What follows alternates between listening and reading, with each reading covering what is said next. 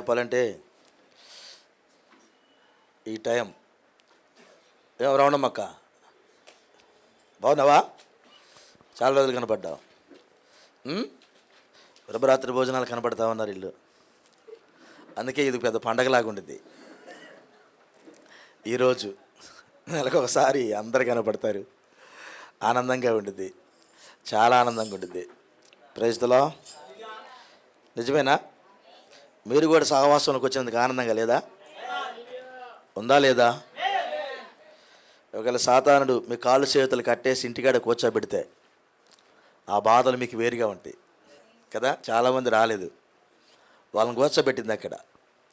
పాపం వాళ్ళు ఇంట్లో అక్కడ నుండి కూడా బాధపడతా ఉంటారు.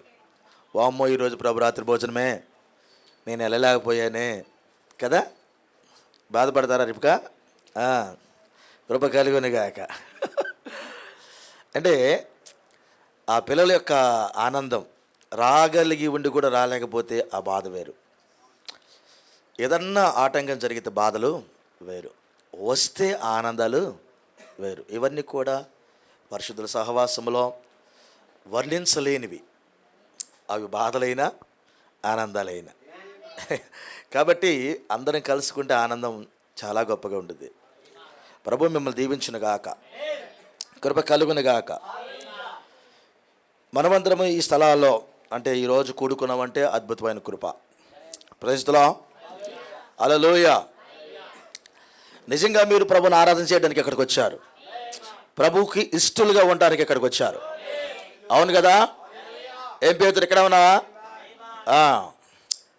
ఏడే ఉండు, కృప కలుగును గాక. అంతేనా?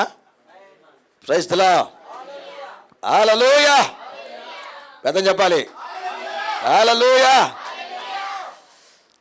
రాజు కేకలకి అలవాటు పడాలి, అపస్వరంతో రాకూడదు కేక. Praise the lord. హల్లెలూయా. మీరొక్కలే పాటలు పాడుతూ ఉన్నారు అనుకున్నాం. కాదు కాదు, యేసుప్రభు వారు కూడా పాట పాడాట. అదే చదువు ఈరోజు మనకు. యేసుప్రభు వారు కూడా శిష్యులతో కలిసి పాట పాడాట. Praise the lord. పాట పాడేంటి ఎంత ఆనందం అది. ఆమేన్. ఒలివల కొండకి వెళ్ళే ముందుగా పాట పాడి వెళ్ళారంటే వాళ్ళు. ఆమేన్. హల్లెలూయా. వాస్తవానికి పాట ఏ సందర్భంలో పాడతామంటే బాగా ఆనందం వేసినప్పుడు. వాస్తవానికి సిలువకి వెళ్తున్నాడు ఆయన. ఆ సిలువకి వెళ్ళే సమయంలో పాట పాడాడు ఆయన, శిష్యులతో కలిసి పాడాడు. అది బాగా ఆనందకరమైన సమయం. మనకైతే సిలువ అనగానే దుఃఖకరమైన సమయం కదా. మనకేదైనా శ్రమ రాని పాట పాడే ఇంటికి పాట ఆడుంది. యేసుప్రభు వారికి తెలిసి నెక్స్ట్ ఒలీవ కొండకి వెళ్తే నాకు ఎదురయ్యేది, నా జీవితంలో 33 సంవత్సరాల ఈ జీవితంలో లాస్ట్ గడియలు ఇవి. ఖచ్చితంగా నేను చాలా ఉన్నతమైనది ఎదుర్కోబోతున్నాను. కొట్టేవాళ్ళు తెలుసు ఆయనకి, గుద్దేవాళ్ళు తెలుసు, ఉమ్మేసేవాళ్ళు తెలుసు, ఎంటికలు పెరికి వేసేవాళ్ళు తెలుసు, అబద్ధ సాక్ష్యాలు చెప్పేవాళ్ళు తెలుసు, పొడిసేవాళ్ళు తెలుసు, అబద్ధాలతో ఆయన కేకలేసేవాళ్ళు తెలుసు. ఇవన్నీ ఆయన కళ్ళ ముందే కనబడతా ఉన్నాయి. అయినా అన్నాడు పాట పాడండి అన్నాడు. అయినా పాట పాడన్నాడు. Praise the lord. కృప కలుగును గాక. వాళ్ళు పాట పాడి అక్కడికి వెళ్ళినట్టు ఉంది. అంతే కదా. పాట అనేది ఎప్పుడు వస్తుంది అన్నాడంటే బాగా సంతోషం కలిగినప్పుడు పాటలు పాడాలి. బాగా సంతోషం కలిగినప్పుడు. ఆమేన్. కృప కలుగును గాక. మీకు ఎన్ని బాధలు ఉంటాయో నాకు తెలియదు, కానీ ఇక్కడికి వచ్చి పాటలు అందరూ బాగా కలిసి పాడుతూ ఉంటారు. వాళ్ళకే పాట ఇచ్చారని ఎవరు నా దగ్గరకు వచ్చి ఎప్పుడు మాట్లాడాల. అంటే మీరు చక్కగా ఐక్యతలో ఉన్నారు. వాళ్ళు ఎందుకు పాటలు పాడుతున్నారు, మాకు కూడా పాట ఇవ్వచ్చు కదా అని డినామినేషన్ మైండ్ మీకు లేదు. అది డినామినేషన్ మైండ్. కాబట్టి నా సహోదరుడు పాడితే నేను కూడా పాడినట్టే, నేను మాత్రం ఖాళీగా ఆడున్నాను, ఆయనతో కలిసి పాడుతున్నా. Praise the lord. ఇక్కడ నిలబడిన వాడి యొక్క పాట రికార్డు కాదు, కూర్చున్న నీ పాట కూడా రికార్డ్ అయింది. Praise the lord. ఈ రికార్డు కాదు నేను అంటుంది, అదృశ్య పరిమాణంలో ఒక రికార్డు ఉంది, అక్కడ నీ పాట కూడా రికార్డ్ అయింది. నీ ఆమెలు కూడా రికార్డ్ అవుతాయి. హల్లెలూయా. కృప కలుగును గాక. అందుకని ఒక ఐక్యతతో ఇక్కడ కూర్చొని చక్కగా పాటలు పాడుతూ ఉంటాం, చక్కగా ఆరాధన చేస్తూ ఉంటాం, చక్కగా అభిషేకాన్ని పొందుకుంటూ ఉంటాం. మనమందరం కూడా ఎవరు కేకలేసి ఆమె చెబుతుంటారో దీవెనలు పొందుకుంటూ ఉంటారు, అభిషేకం పొందుకుంటూ ఉంటారు, శక్తిని పొందుకుంటూ ఉంటారు. హల్లెలూయా, హల్లెలూయా. అంటే ఎంత బాధలతో మీరు ఇక్కడికి వచ్చినా అట్ట కనబడరు ఇక్కడ కదా. Praise the lord. మాకే బాధలు నేర్కుంటా, పాస్టర్ గారికి ఏం బాధలు లేవు. పాపం ఆయన అక్కడికి వచ్చి కేకలేస్తూ ఉంటాడు, గంతులు వేస్తూ ఉంటాడు, అటు తిరుగుతూ ఉంటాడు, ఇటు చేస్తూ ఉంటాడు.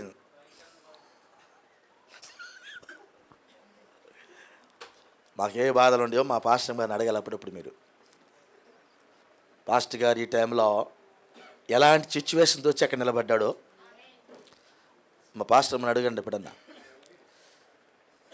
అప్పుడు మీకు అర్థమైంది. ఈ స్థలానికి రాకముందు కొన్ని సందర్భాల్లో మేము ఎలాంటి స్థితిలోంచి ఇక్కడికి వస్తాం. ఎప్పటికీ ఆశ్చర్యమే నాకు ఒకటది, నిజం, ఎప్పటికీ ఆశ్చర్యమే. నేనే కాదు, నాలాంటి సేవకులను అందరిని కూడా దేవుడు అలాగే తీసుకొస్తాడు. ఎన్నెన్నో సందర్భాల్లో నేను వెళ్ళి అక్కడ ఎట్ట నిలబడాలి ప్రభువా అని దెయ్యము ఇంటి దగ్గర గాయాలు చేసి చర్చి మెసేజ్ చేయడానికి వెళ్తున్నాం అనగానే దెయ్యం వస్తుంది, రంగం మీదకి గలిబిలు చేస్తుంది, గందరగోళం చేస్తుంది, ఈ హృదయాన్ని కోపంతో నింపిద్ది, బాధతో నింపిద్ది. అది అయిపోగానే వెంటనే ఏం చేయాలి తెలిసిన, బయలుదేరే ముందుకు ప్రార్థన చేయాలి. బయలుదేరే ముందుగా ప్రార్థన చేయాలి. Praise the lord. ఇక్కడికి రాగానే ప్రార్థన చేయాలి, ప్రసంగం చేయాలి. ఇవన్నీ ఎట్లా జరుగుతాయి? ఈ పాట మనకు అర్థం కావాలి. కృప కలుగును గాక. ఈ శరీరం మీదకి దాడి వాడు ఎంతగా తీసుకొచ్చినా, ఒకవేళ నేను వేచారిపోతాడు చేసినా, నేను ఒంటరిని చేసినా, లేకపోతే నీకు రకరకాలైన మనసులో లోపల పెట్టినా, ప్రైజ్ ది లార్డ్, నిన్నేదో గలిబిలు చేసినా, ఇక్కడికి వచ్చే ముందుగా నేను అది ఇదేనే కొని తగాదలాడుకొని వచ్చినా, ఇక్కడికి వచ్చిన తర్వాత నువ్వు వేరు. నా ఉద్దేశం ఇక్కడ కాదు, కృప కలుగును గాక. అసలు నువ్వు ఆ దేవుని వైపు తిరిగినప్పుడే వేరు, దేవుని మాట రిసీవ్ చేసుకున్నప్పుడే వేరు. అప్పుడే క్లియర్ అవుతావు, అప్పుడే ప్రైజ్ ది లార్డ్, అప్పుడే నువ్వు శుద్ధి చేయబడతావు. ఆమేన్, హల్లెలూయా. ఆయనకి శుద్ధి చేయబడిన పాత్రలా కావాలి.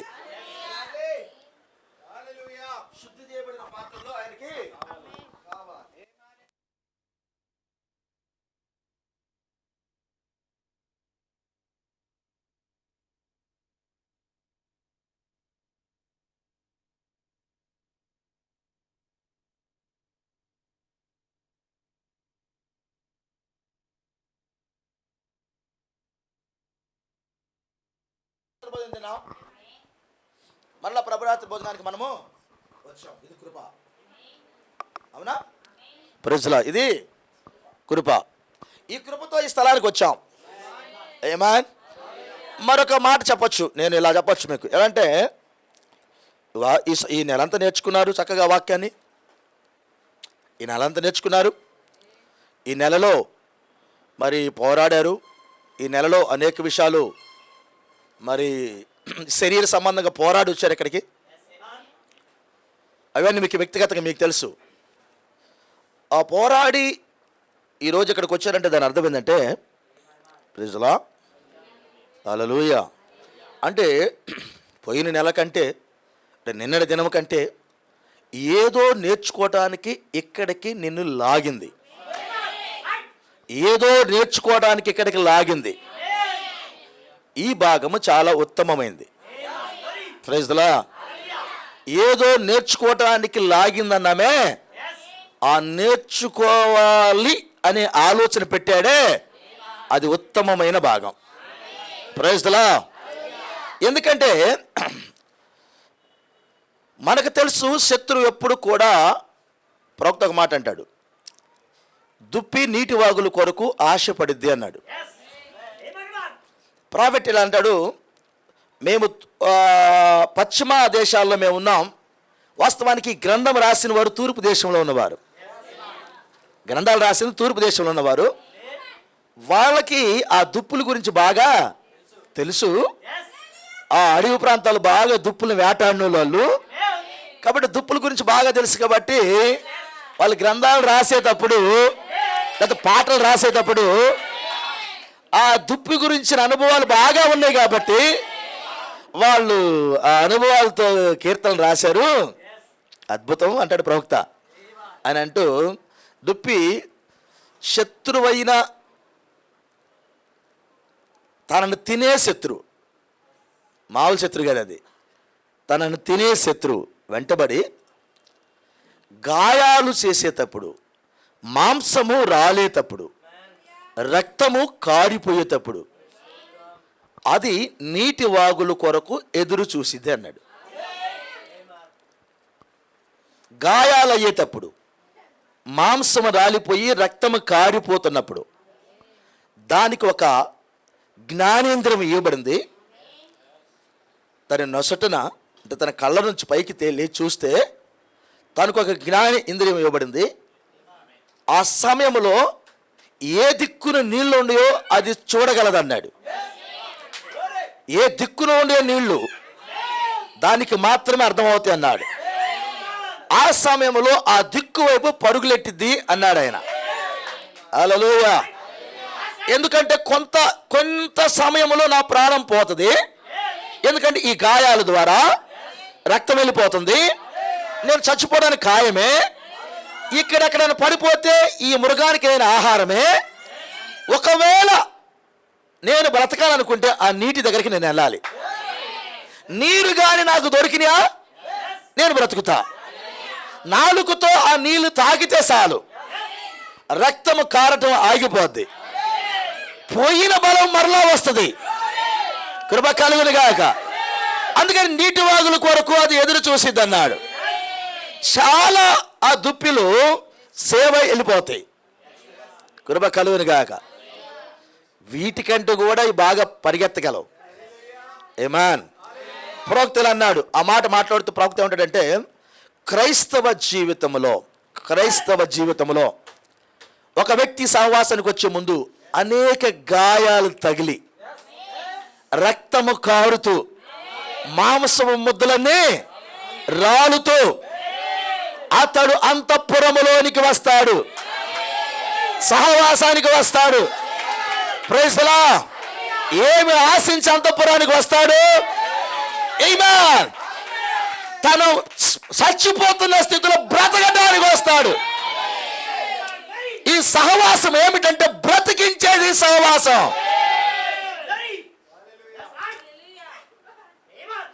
శత్రువు ఎన్నో గాయాలు చేస్తుంది, మర్చిపోకు.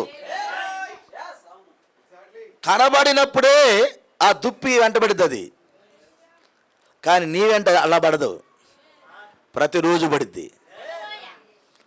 కనబడకుండా ఏమి లేవు, నువ్వు కనబడుతూనే ఉన్నావు. కృప కలుగునుగాక. కృప కలుగునుగాక. నేను చాలా జెన్యూన్గా మాట్లాడబోతున్నాను.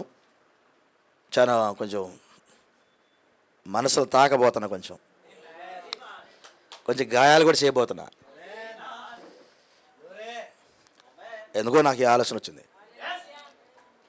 కొంచెం లోపలికి టచ్ చేయబోతున్నా. కృప కలుగునుగాక. కృప కలుగునుగాక. హల్లెలూయా. హల్లెలూయా. సార్, మీ పర్సనల్ విషయాలు నాకు ఎప్పటికీ సంబంధం లేదు. నిజం, మీ పర్సనల్ విషయాలు మాకు సంబంధము లేదు.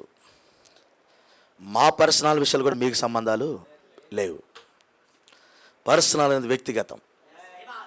నువ్వు చర్చికి రావచ్చు, రాకపోవచ్చు. చర్చికి రావచ్చు, రాకపోవచ్చు. ఎంటబడతాం, కానీ బలవంతంగా మిమ్మల్ని తీసుకురాలేం. ఇది ఖచ్చితం. పర్సనల్. కృప కలుగునుగాక.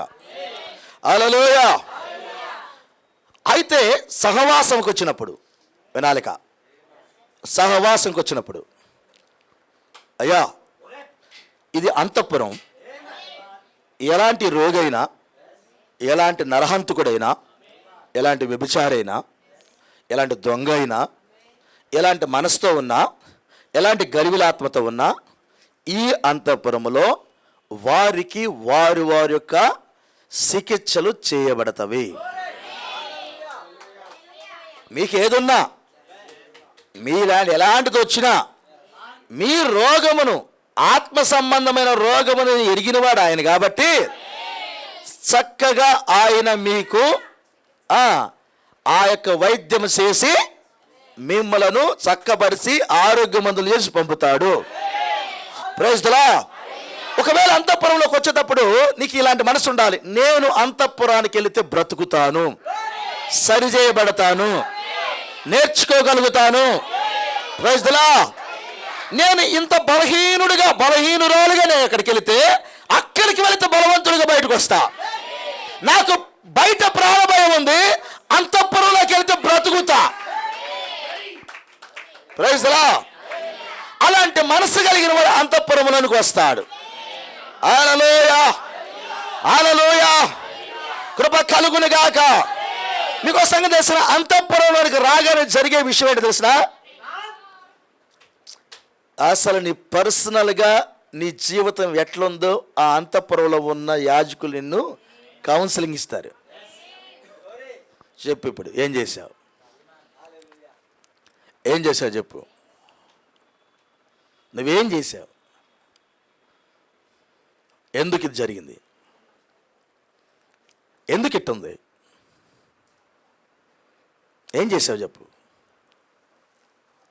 ఈవెన్ వాళ్ళకి చెప్పకపోయినా నువ్వు దేవుడికి చెప్పుకో. ఒకవేళ బైబిల్ ఏం చెప్పినట్టు కొత్త నిబంధన, బహిరంగంగా ఒప్పుకోవాల్సింది ఏదన్నా ఉంటే, ఫర్ ఎగ్జాంపుల్, ఒక సహోదరుడి ఎడల నువ్వు ఏదైనా తప్పిదం చేస్తే, ఎక్కడ ఉన్నారా, కొన్ని అన్నాడు, నువ్వు అతని దగ్గరికి ఒప్పుకొన్నాడు,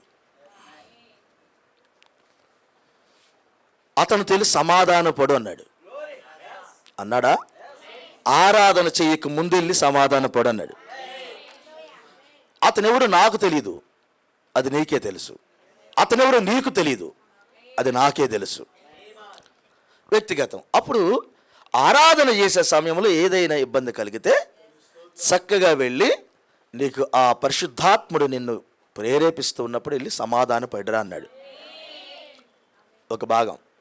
దాని అర్థం ఏంటంటే, నీవు గలిబిలి ఆత్మతో ఆరాధన చెయ్యకూడదు, అది నీకు ఫలవంతమో కాదు, అసలు నేర్చుకునే విధానం అది కాదు.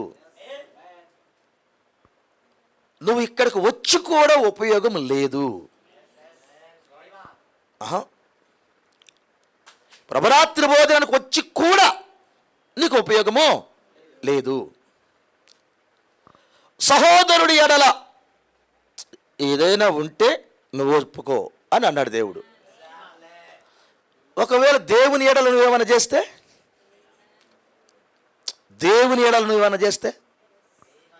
వాటిని ఏం చేయాలి?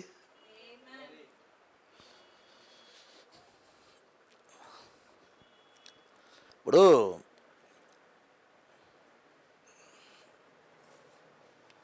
ఆ యొక్క ఏలి అనే యాజకుడు తన కుమారులను పిలిచి, మనిషితో పాపం చేస్తే క్షమాపణ కోరుకోవచ్చురా, దేవునితోనే వ్యతిరేకంగా పాపం చేస్తే ఎట్లా వచ్చింది మనకు క్షమాపణ అన్నాడు. అన్నాడా?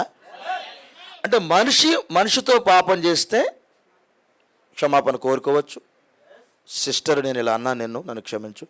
బ్రదర్, నేను ఇలా అన్నా, నన్ను క్షమించు. ఇటు వ్యతిరేకంగా మాట్లాడాను, క్షమించు అని వెళ్ళి అడిగి అది కడుక్కోవచ్చు. దేవునికి వ్యతిరేకంగా చేస్తే ఎవరు క్షమిస్తారు? ఎవరు కడుగుతారు మనల్ని? సార్, ఇది బయట ఉన్న వాడికైతే అసలు మాట్లాడాల్సిన అవసరం లేదు, నువ్వు లోపలికి వచ్చావు. ప్రభరాత్రి భోజనం అంటే ఏంటి? తినబోతున్నాం ఇప్పుడు మనం. ప్రతిదీ శుద్ధి చేసుకొని, ప్రతిదీ కడుక్కొని, అన్ని విషయాలు సమాధానపడి తినేదే ప్రభురాత్రి భోజనం. గాయాలైన హృదయాలతో తినేది ప్రభురాత్రి భోజనం కాదు. కాదు, గాయాలతో సగమ భక్తితో నెలలో ఫస్ట్ ఆదివారం కాబట్టి వచ్చి తినాలి, తినేళ్ళాలి, తిందేలితో బాగుండదు అనుకోండి. బాగుండదు. నేను ఇప్పుడు కోట్ చదువుతా, ప్రాఫిట్ అద్భుతమైన కూడా ఒకటి చెప్పాడు. అసలు కాదు, అది కాదన్నాడు. అసలు విధానమే అది కాదన్నాడు. Praise the lord. ఓకే, కృప కలుగును గాక. పెళ్లి చేసుకున్నావు, భార్య ప్రమాణం చేసింది, భర్త ప్రమాణం చేశాడు. భర్త అంటాడు, నేనేం చెబితే అది నువ్వు చేయాలి అంటాడు. నీ మీద హక్కు నాకే ఉంది, నేనేం చెబితే అది చేయాలని. మ్యారేజ్ అయిన తర్వాత జరిగేది అదే కదా. ఇక్కడ మ్యారేజ్ అయిన చాలామంది ఉన్నారు. మార్పు లేని జీవితాలు కలిగినప్పుడు ఇవి మనం చూస్తాం. ఒకవేళ నీకు సినిమాకి వెళ్ళటం ఇష్టం లేదనుకో అంటే మార్పు లేని జీవితంలో కూడా వాడు అంటాడు, సినిమాకి వెళ్దాం బా అంటాడు. నేను రానండి అని అన్నాం అనుకో, ఎందుకు రావు అంటాడు. నాకు ఇష్టం అంటే నేను రమ్మన్నాగా, కాదులు ఆర్గ్యూ ఎందుకు చేస్తున్నా, నేను రమ్మన్నా కదులు, నేను రానని అంటాడు. రెండో మాట మాట్లాడకుండా సరుస్తాడు. మాట్లాడు, ఇంకా తన్నిన తర్వాతే మాట్లాడతాడు. అప్పుడు వాడు ఆలోచన ఏంటంటే, నేనేం చెబితే తినాలి, నువ్వు నాకు ఎదురు చెప్పేది ఏంది అంటాడు. తన్నిన తర్వాత కదా పంచాయతీ జరిగిద్ది. ఎప్పుడు? తన్నిన తర్వాతే. నేనేమంటాను, అసలు వాడు తన్నంత ఆలోచన వాడికి ఎందుకు వచ్చింది? నేను రాను ఏం దంతే పోయిద్దిగా. తన్నదు ఎందుకని? అక్కడ అదే వివాహంలో ఆమె ఏ స్థితిలోనో తలను గౌరవించింది. అంతే, గౌరవించటమే ఆమెకి ఫస్ట్ మాట అయిందే, రెండో మాట ఏముంది అంతే. ఆ కారణం చేత నేనేం చెబుతుంది వినాలంటాడు. అర్థమైందా? అంటే అతను ఏం చెప్పినా వింటావు. ఎందుకంటే పెండ్లి రోజున ప్రమాణం చేశావు కాబట్టి. ఇప్పుడు నేను ఆత్మ మీదకి వస్తున్నా. నువ్వు బాప్తిస్మ రోజున ప్రమాణం చేశావా? చేశారా? అయ్యా, నువ్వు ఏం చెబితే చేస్తాం. మేము సొంత నిర్ణయాలేమీ చెయ్యము. మాకు తల నువ్వే, మాకు తల లేదిక, మా తల నువ్వే. నువ్వు ఏమి చెబితే అది చేస్తాం. సువార్తలో ఏమి చెప్పబడిందో దాన్ని చక్కగా మేము జరిగిస్తాం. Praise the lord. సువార్తలో ఏమి చెప్పబడిందో దాన్ని చక్కగా మేము చేస్తాం. వాక్యమునకు వెలుపలని మేము ఏ నిర్ణయం తీసుకోం. ఇదేనా ప్రమాణం? చెప్పండి సార్. మనము బాప్తిసం తీసుకున్న రోజు ప్రమాణం చేశాం కదా. ఆ ప్రమాణం అర్థం ఏంటి? అన్ని విషయాల్లో లోబడతా. ఈ సంప కొట్టిన వాడికి ఈ సంప వాడిస్తా. అంతేనా? ఇప్పుడు అన్ని విషయాల్లో లోబడటానికే మనము ప్రమాణం చేశాం. ఇక్కడే ఉన్నారా? ఇప్పుడు వెళ్దాం. నేను ఇప్పుడు ఒకటి మంచి మాట అడుగుతా. మీ ప్రమాణాలకు కరెక్ట్గా లోబడి జీవించుచున్నారా? కొంచెం పర్సనల్ టచ్ చేద్దాం. ప్రమాణాలకు కరెక్ట్గా లోబడి జీవించుచున్నారా?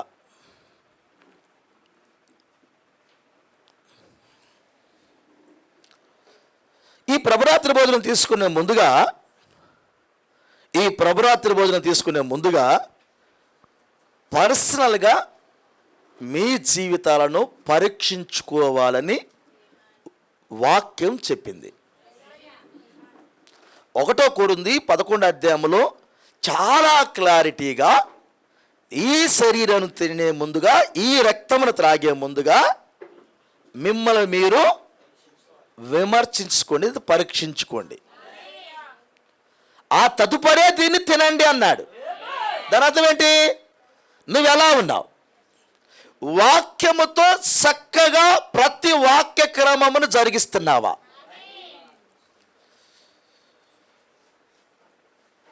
ప్రతి విషయములో దేవుణ్ణి సంతోషపెట్టుచున్నావా? సార్ ఒక్కటి కాదు, ఇక్కడ నేను ఇప్పుడు ఏదో ఒక్క విషయాన్ని మిమ్మల్ని అనే టచ్ చేయట్లేదు. ప్రతి విషయములో ప్రభువును మీరు సంతోషపెట్టుచున్నారా? Praise the lord.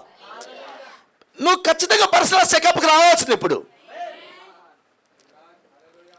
నువ్వు డాక్టర్ గారి దగ్గరికి వెళ్ళగానే లోపల ఏదో ఉందా అంటే నీకు ఒక టెస్ట్ రాస్తాడా, మొత్తం రాస్తాడా? అన్ని టెస్టులు రాస్తాడు. నాకు అర్థం కాలేదు, మొత్తం టెస్టులను చేయండి అంటాడు. 10,000 అవుతాయి, నేను 20,000 చేయించుకుంటామయ్యా. ఎందుకని? ఏమో లోపల ఏముందో మాకు బాధ అయితే లోపల ఉంది, ఈయనకి అర్థం కాల. అది 20,000 రూపాయల టెస్ట్ అయినా చేయండి సార్, చేయండి సార్, మొత్తం టెస్టులు చేయండి. ఆ డాక్టర్ అంటాడు టెస్టులను చేసిన తర్వాత మాకేం అర్థం కాలేదంటాడు. 20,000 ఆవిరి. పక్క హాస్పిటల్కి వెళ్తాడు, ఈ టెస్టులను తీసుకెళ్ళి వాడికి చూపిస్తుంటాడు, ఇవి మాకు సంబంధము లేదు, మాకు కొత్తగా చేయాల్సింది మళ్ళీ అంటే. సార్ మీరు చదువుకున్నారు కదా, నిన్నే సార్ తీసింది, డేట్ కూడా చూడండి సార్ అంటే అక్కడే ఇక్కడే మరలా 20,000తో టెస్టులు చేయాల్సిందే. వాళ్ళు టెస్టులు చేసిన తర్వాత వాడంటాడు మాకు కూడా అర్థము కాలేదు. ఈరోజున్న చదివిన డాక్టర్ల యొక్క స్థితి ఏంటంటే, ఒకప్పుడు డాక్టర్లు చేయబట్టుకుంటే జబ్బు చెప్పేవాడు, ఇప్పుడు స్కాన్లు చేసి అన్ని టెస్టులు చేసి అన్ని రిపోర్టులు తీసుకొచ్చినా కానీ చూసి ఒక మందు రాసి ఈయన తీసుకెళ్ళి మార్చిలో పెడతాడు. నిజమే, వీళ్ళు ట్రైల్ వేసి మార్చిలో పంపిణీ 100 సవాలు ఉండే సార్. అనామకుడు అని ఎవడని కానీ తెలియదు, తిరిగి ఎవడు లేడు అంటే వాడు సమయం ఉంటాడు అంతాడా వీడి యొక్క ప్రయోగాలకి. జనరల్ హాస్పిటల్ చూడు ఒకసారి వెళ్ళి, మెడికల్ కాలేజీకి శవాలు వస్తాయి, మెడికల్ కాలేజ్ చదివేళ్ళకి శవాలు పంపాలి. మరి మన ఇంట్లో చచ్చినా మనం తీసుకెళ్తాము, మరి శవాలు ఎట్టబోతాయి అక్కడికి? మెడికల్ కాలేజ్ స్టూడెంట్స్కి శవాలు వెళ్ళాలి, వాళ్ళ పార్ట్స్ అన్నింటినీ చెప్పడానికి శవాలు లైవ్కి తీసుకెళ్ళాలి.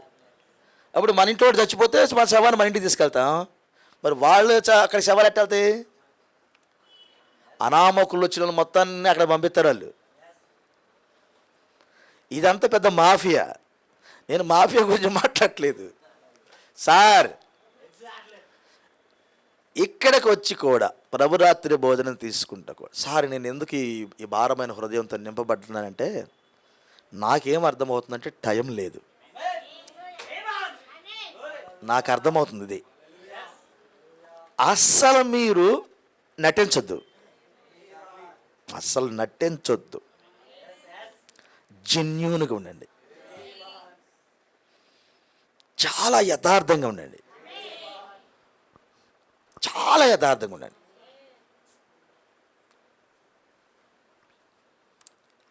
అస్సలు వద్దు, లోపల ఏం పెట్టుకోవద్దు. నాకు ఒక మంచి ధన్యకరమైన ఒక మంచి లక్షణం ఇచ్చాడు నాకు. ఆ తండ్రికి నేను ఎంత ఇచ్చిన రుణం తీరదు. ఏందో చెప్పమంటారా? ఎవడెంత కీడు చేసినా ఆ రోజే మర్చిపోతా. వాడు మరలా జ్ఞాపకం చేసినప్పుడు ఏం జరిగింది అంటా, నేను ఏం జరిగింది నేను అసలు గుర్తుంచుకోను.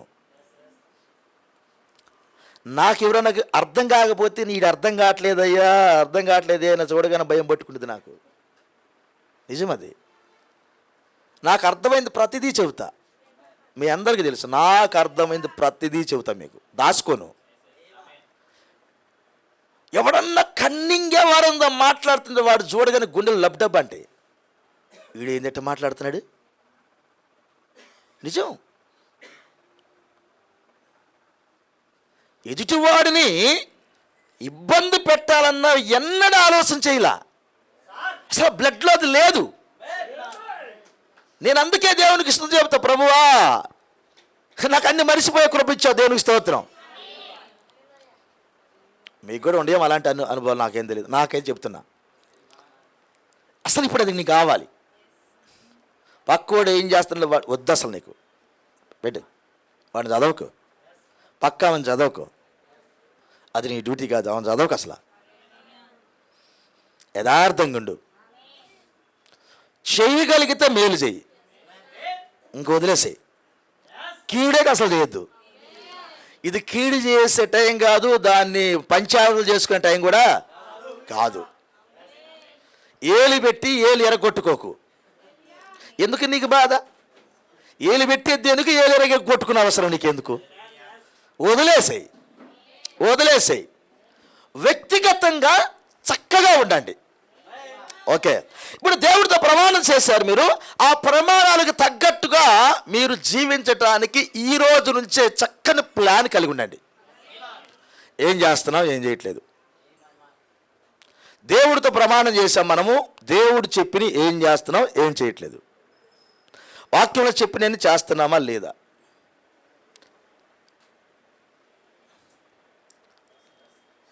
వాక్యంలో చెప్పిన చేస్తున్నామా లేదా? అస్సలు నటించొద్దు, అస్సలు నటించొద్దు. అసలు నీకు ఎక్స్క్యూజ్ ఉండదు. నా కాక మీకు అర్థం కావాలని కోరుకుంటున్నా. ఎత్తబాటులో ఒక్క చిన్న వాక్యం జరిగించకపోయినా విడవబడతావు.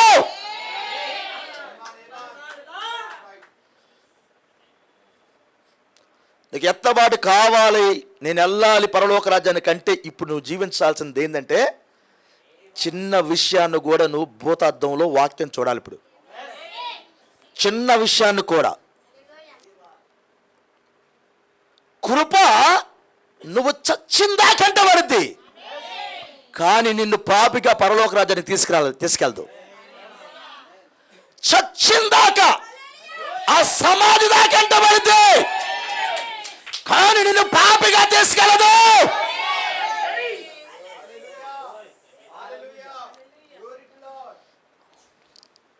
తీసుకెళ్ళదు.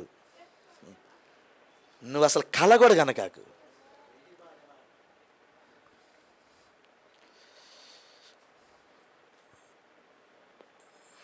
ప్రభువును దీవించుగాక. కనీసం మీరు చేయాల్సిన పనులు, దేవుడితో చేయవలసిన పనులు, దేవుడు మీకు చేయమని చెప్పిన పనులు, మామూలుగా మీరు ఎవ్రీడే మనం ఏం చేయాలో చెప్పాడు. మనందరికి తెలిసింది, మరొకసారి మనం జ్ఞాపకం చేస్తున్నాం. అపోస్తుల బోధ వినాలి, చదవాలి. ప్రతిరోజు నీ డ్యూటీ ఇది. చదవగలిగిన జ్ఞానం ఉంటే చదవాలి, చదవలేకపోతే వినాలి. ఇది నీ బాధ్యత, నీ పని. మరిచిపోవటానికి వీలే లేదు. రెండవది సహవాసం. మర్చిపోద్ది మాట. సహవాసం అంటే ఏమనుకున్నావు? ఎన్నోసార్లు ఉన్నాయి మాట. ఏమనుకున్నా సహవాసం అంటే? కృప కలుగునుగాక. ఇది కావాలండి. ఎవ్రీడే నీకు సహవాసం కావాలి. ఎవరి సహవాసం ఇది? ప్రతిరోజు నీకు సహవాసం కావాలి. అంటే ఎలాంటి సహవాసం? ఎలాంటి సహవాసం నీకు కావాలి? ఎడవన్నారా సార్? ఇది అద్భుతమైన మాట. ఈరోజు పరీక్షించుకోవాలి. నేను నెలకొకసారి ఇల్లు వస్తాను అనేది అదిగా సావాసం. వారాన్ని ఒకసారి ఇల్లు వస్తాను అనేది అదిగా సావాసం. అది కాదు. ఆదివారం వచ్చి వెళ్తున్నాను అది కూడా కాదు. అది సంపూర్ణం కాదు. నేను అంటుంది నేను శనివారం వచ్చి వెళ్ళాను అది కూడా కాదు. నేను బుధవారం వచ్చి వెళ్ళాను సార్ అక్కడ కూడా ఆగల ఆయన కృప కలుగునుగాక. సహవాసం చేసేవాడికి ప్రెజెంట్ టెన్స్లో భూలోకములో పరలోక రాజ్యములో ఏమి జరుగుతుందో అతనికి అప్డేట్ చేయబడుతుంది. మీకు ఒక మంచి విషయం చెప్పనండి. ఇప్పుడు మీకు ఏదన్నా ఒక మంచి విషయం తెలిసిందనుకో, మీ ఇంట్లో ఉన్నప్పుడు ఒక మంచి విషయం తెలిసింది మీకు, అప్పుడు నువ్వు తగతగలాడుతూ ఉంటావు. ఎవరికి చెప్పాలి దీన్ని? ఇప్పుడు సహోదరులు ఎక్కడ కలుసుకోగానే ఫస్ట్ వచ్చేది ఇదే అనమాట. తెలుసా నీకు అంటాడు. ఏందన్నాడు? అద్భుతమైన విషయం ఇది అంటాడు. వీడు చెబితే కానీ వీడికి ఆకలి తీరదు. అది ఆకలిలాగా ఉండేది సార్. మంచి మంచితేనండి. అతడు చెప్పాలి, చెబితే కానీ ఆనందం. ఆమేన్. లోక వార్తలు వినకూడని వార్తలు విన్నా, ఎన్నడూ వినని వార్తలు విన్నా ఇవి చెప్పాలని. అంతకంటే ఎక్కువైనది సహవాసములో నువ్వు మాట్లాడే మాట. నీ ప్రార్థనా గదిలో నువ్వు పొందుకున్న అభిషేకం, నీ బైబిల్ రీడింగ్లో నువ్వు పొందుకున్న అభిషేకము, స్వరం వినేటప్పుడు నువ్వు పొందుకున్న అభిషేకము, అవి పంచుకోవటానికి, నీ సహోదరుడితో పంచడానికి తహతహలాడుతావు. అప్పుడు బుధవారం నాకు ఎదురు చూడు, శనివారం నాకు ఎదురు చూడు, ఆదివారం నాకు ఎదురు చూడు, ప్రభురాత్రి రోజు నాకు ఎదురు చూడు. ఇప్పుడు చెప్పు ఎట్టుంటుంది అది? ఇప్పుడు చెప్పు ఎలా ఉంటుంది? బైబిల్ ఏం చెప్పిందంటే, ఆ దినము సమీపించడం నీకు అర్థమైతే సమాజంలో కూడటం మానొద్దు అన్నాడు. అసలు ఆది అపోస్తలులు ఎలా కూడుకున్నారంటే ప్రతిరోజు కూడుకున్నారట. ఎలా కూడుకున్నారు? ప్రతిరోజు. ఇప్పుడు నువ్వు వెంటనే నాకు ఒక తాగేస్తావు, మాకే ఆడ కుదిరితే భాష గారు ఆ డ్యూటీలు నీకు తెలీదా? 7 నుంచి 40 కిలోమీటర్లు ఏడేస్తాను నేను. చిలకలపేట నుంచి రావాలి, ప్రతిరోజు మేము ఆడొచ్చాం. మార్టూరు నుంచి రావాలి, మేము ఆడొచ్చాం. ఒక తాగేయటానికి ఉంది సార్. కానీ బైబిల్ ఏం చెప్పిందంటే, ఆ దినం నీకు జరుగుతుంది, టైం లేదని నీకు అర్థమైతే ప్రతిరోజు కూడుకున్నాడు. కూడుకోమనలా? Praise the lord. అప్పుడు మనం చెప్పవచ్చు పని భారాలతో ఫస్ట్ గారు మీద రాలేములే అని అంటాం. కానీ వాక్యం ఏం చెప్పిందంటే ప్రతిరోజు. సార్ కనీసం ప్రతిరోజు వచ్చి ఇక్కడికి రాలేకపోయినా రక్త సంబంధమైన సహోదరుడితో వాక్యం మాట్లాడటానికి రా, కాన్ఫరెన్స్కి వాక్యం మాట్లాడడానికి కాన్ఫరెన్స్కి రా, ఎత్తుకు ముందు కాన్ఫరెన్స్లో. ఆమేన్, హల్లెలూయా. కొండ మీద ఉన్న పట్టణము ప్రైజ్ ది లార్డ్, వెలుగుతున్న దీపము, వెలిగే దీపము అందరికి కనబడటానికి పైన పెట్టాలి. హల్లెలూయా. నీ ఆత్మను దేవుడు వెలిగిస్తే సంఘంలో కనబడాలి. సంఘంలో కనబడాలి. Praise the lord. కృప కలుగునుగాక. హల్లెలూయా. అసలు సంఘంలో కనబడకుండా నువ్వు సహోదరుడివే కాదు. లేదు సార్, స్వార్థపరుడు వచ్చి ఇక్కడ కూర్చొని వరక విజిట్ చేసి వెళ్ళేవాడు నువ్వు సహోదరుడు కాదు. ఇవాళ కాదు రేపైనా వెళ్ళిపోతాడు. షూర్, నేను ఖచ్చితంగా చెప్తా దాన్ని. నీకు ఇక్కడికి వచ్చి నువ్వు కేవలం విజిటర్వా ఉండవు ఇక్కడ. నేనేం చేయలేను, ఏం చేయలేను కూడా. ఇప్పుడు పెద్ద బాధ ఈ టైంలో నాకు ఒక బాధ పట్టుకుంది. ఏంటంటే ఎవడెప్పుడు వెళ్ళిపోతాడని. కానీ రెడీగా ఉన్నా, ధైర్యంగానే ఉన్నా. వాక్యం ఏం చెప్పిందంటే, నువ్వు వాక్యంతో ఉండి వెళ్ళిపోతే నీకెందుకు? నువ్వు వాక్యంతో ఉండు, నీ జీవితాన్ని చక్కబెట్టుకో, నువ్వు నువ్వు బండ మీద నిలబడు, నువ్వు ముందుకెళ్తా ఉండు. జారిపోయేవాడు, పడిపోయేవాడు, వెనకెళ్ళేవాడు అని కామనే. ఒకప్పుడు ఈ బాధ లేదు, ఇప్పుడుంది ఈ బాధ. కానీ ఆ బాధకు తగ్గట్టు అభిషేకం కూడా పంపాడు దేవుడు. Praise the lord. కృప కలుగునుగాక. అన్నిటి మీద ఒక ప్రత్యక్షతనిచ్చాడు ఈయన. అబ్బా, అద్భుతమైన గడియ ఇది. Praise the lord. అన్ని అలవాటు చేశాడు. కన్నింగ్ చేసేవాడు ఎలా ఉంటాడు, మోసం చేసి ఎలా ఉంటాడు, వెనకాల పొడిచేవాడు ఎలా ఉంటాడు, మాటలతో చంపేవాడు ఎలా ఉంటాడు, క్రియలతో చంపేవాడు ఎలా ఉంటాడు, ఆలోచనతో చంపేవాడు, ఎన్నరూ పరిచయం చేశాడు ఆయన. పొడిసి పొడిసి పొడిసి అలవాటు పడింది వ్యవహారం. ఇప్పుడు భయం లేదు. ఒక్కటే ఒక్క నిరీక్షణ ఏంటో తెలిసిన, నేను రెడీగా ఉన్నా. దేవుని స్తోత్రం. నేను రెడీగా ఉన్నా, నేను వెళ్తున్నా ముందుకి, నేను సరి చేసుకుంటున్నా. Praise the lord. కాబట్టి నేను రెడీ కాకుండా వీళ్ళకేం రెడీ చేయలే నేను. కాబట్టి ముందు నేను రెడీ అవుతానయ్యా. రాగలిగిన వాళ్ళు నాతో వస్తూ ఉంటారు. ఈ సహవాసం ఇచ్చేది నీకు స్తుతులు ప్రభువా.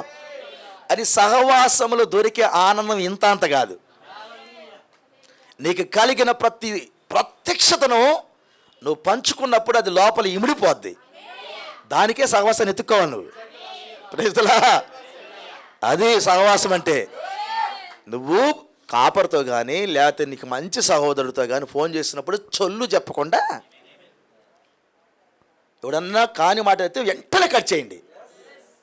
సహోదరుడా, ఈ మాట ఎత్తకు, అది మంద కాదు, దాన్ని వదిలేసే. ఇటు మన దగ్గర మాట్లాడొద్దు. నువ్వేమైనా నాకు ఫోన్ చేయాలనుకుంటే వాక్యమే మాట్లాడు, సబ్జెక్ట్ మాట్లాడు. ఏదైనా ఖాళీ టైం ఉన్నప్పుడు ఒక సబ్జెక్ట్ మాట్లాడుకుందాం. ఈరోజు వాక్యం ఉన్నాం, ఆ వాక్యాన్ని మాట్లాడుకుందాం. అది మాట్లాడు. నీకెంత మేలంటే నీకు మేలే, ఆ సహోదరుడికి మేలే. అస్సలు కాని మాటలు రావు. ఒకవేళ నీకు తెలిస్తే, బ్రదర్ మన ఇద్దరం కలిసి ప్రార్థన చేద్దాం, మన సహోదరు గురించి, మన సహోదరి గురించి. Praise the lord. కృప కలుగునుగాక. ఇంతకాలం చేయలేదా, ఇప్పుడైనా చేద్దాం. ఇంతకాలం చేయలేదు, పక్కన పెట్టేదాన్ని. ఎప్పుడో చేయొచ్చు కదా. వద్దు అయ్యా, వద్దు, ఎప్పుడో చేయాలి, అయిపోయింది ఆ టైం. ఇప్పుడైనా చేద్దాం. ఏమంటారు? ఇప్పుడైనా చేద్దాం. పోయిన కాలమేమో రాదు మనకి. ఇప్పుడైనా స్టార్ట్ అవుదాం, యథార్థంగా ఉందాం. ఆమేన్. సార్, మనస్సులో ఒకటి పెట్టుకొని ఎవరు ఇక్కడ కూర్చోవద్దు. లోపల ప్రెజర్ కుక్కర్ లాగా మీరు ఎప్పుడు బాయిల్ అవుతూ ఉండొద్దు. చూస్తా రాని సమయం రాని అట్టుండగాకండి. ఎవరు ఉంటా సార్ అట దెయ్యాలు మనల్ని అభిషేకించేది ఈ విషయాలు అభిషేకిస్తాయి. నిజం అయ్యా. ఇక్కడికి వచ్చే సహోదరులు ఎవరు కూడా మీకు కీడు చేయాలని రారు ఇక్కడికి. ఎవరికి కీడు చేయాలని రారు సార్ ఇక్కడికి. అది నాకు తెలుసు. కొన్ని ఆలోచనలు ఎలా ఉంటాయంటే, సరి అయిన క్రైస్తవ జీవితం లేనప్పుడు ఆ లోపల చెడిపోయిన ఆలోచనలు పెరుగుతూ ఉంటాయి, బయలవుతూ ఉంటాయి. క్రైస్తవ జీవితం సరిగా ఉంటే, అపోస్తుల బోధ వింటూ ఉంటే, సహవాసానికి వస్తున్నట్లయితే, రొట్టె జీవమును తీసుకుంటున్నట్లయితే, రొట్టె విరవడం అంటే జీవాన్ని తీసుకోవడం అన్నాడు. ప్రవక్తలు అన్నాడు, పాపమును జయించి, పాపపు పోరాటములో జయించిన వాడు తీసుకునేదే ఈ రొట్టె అన్నాడు ప్రవక్త. పాపపు పోరాటములో జయించిన వాడు తీసుకునేది ఈ రొట్టె అన్నాడు. ఆమేన్. నీకు పాపం అంటే ఏం తెలియాలి, పాపముతో పోరాటం అంటే కూడా తెలియాలి, దాన్ని ఓడించినప్పుడు వచ్చిన జయమేందు తెలియాలి. అలా జయించిన తర్వాత తినేది ఈ రొట్టె.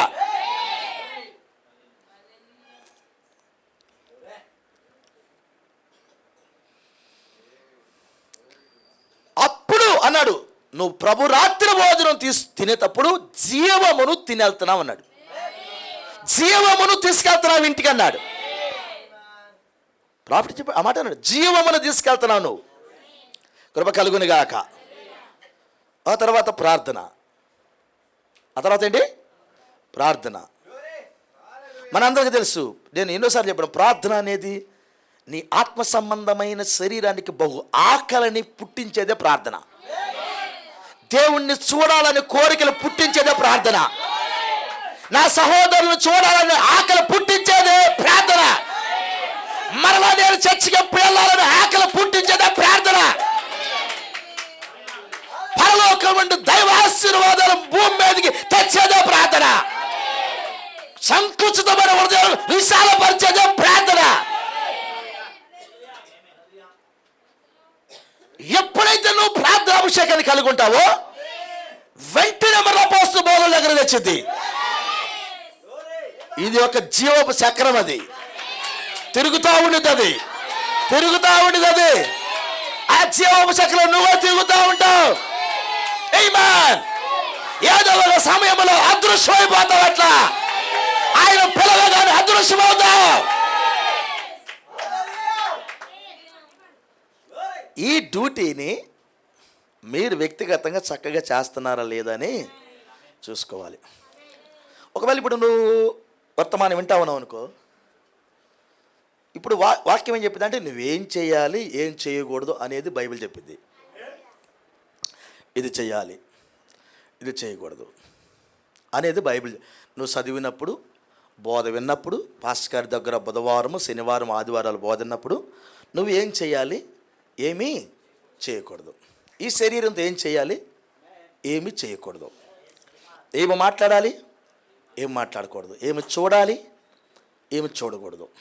అంటే ఈ శరీరాన్ని ఏ రీతిగా భద్రపరచుకోవాలి, ఈ శరీరంతో ఎలాంటి క్రియలు జరిగించాలి అని చెప్పిద్ది బోధ. దానికి లోబడతానని ప్రమాణం చేశాం. సువార్తకు లోబడతానని ప్రమాణం చేశాం. పెళ్లి రోజున, బాప్తిసం రోజున ప్రమాణం చేశాం. పెళ్లి రోజు ప్రమాణం చేసి నీ భర్తకి ఎలా లోబడుతున్నావో అసలు భర్తని యేసుక్రీస్తుకి మనం లోబడటానికే ప్రమాణం చేశాం. ఇది చాలా కష్టంగా ఉంటుంది పాస్టర్ గారు, ప్రార్థన చేయటం నా వల్లే కావట్లేదు. అలవాటు పడు. మా అమ్మ ఎప్పుడు అంట్లు కడిగించట్లా. మా అత్త పొద్దున్న లేచి కానీ చీకటితో 5 గంటలకు లేపుతుంది. అసలు మా అమ్మ ఎప్పుడన్నా చీకటితో 5 గంటలకు లేపిందా? 7 గంటలకు బెడ్ కాఫీ ఇచ్చేది. తాగమ్మ, మా అమ్మ కాదు, తాగమ్మ కొంచెం తాగమ్మ అనేది మా అమ్మ. 5 గంటలు లేచి పాప ఎన్ని సరవకుండా గిన్నెల మీద సరుతుంది వాళ్ళ అత్త. ఎందుకంటే ఈ సౌండ్ కానీ లేచిద్దని. వాస్తవానికి సరవాల్సింది ఎక్కడంటే ఎన్నిపిన సీపురి గట్టి తీసుకున్నది. మరి ఎన్నిపిన సరిస్తే అప్పుడు లేచి అత్తమ్మ ఏంది వెనకటి కాలంలో జరిచేవాళ్ళు. ఇప్పుడు అట్లాంటి వాళ్ళు లేరులేండి. ఎందుకంటే ఇప్పుడు కోడలే సరిచేవాళ్ళు అయ్యారు. 5 గంటలకు లేపినప్పుడు నాకు ఈ అలవాటు లేదు అత్తమ్మా, ఈ అలవాటు లేదు. ప్రైజ్ లా, కృప కలుగు.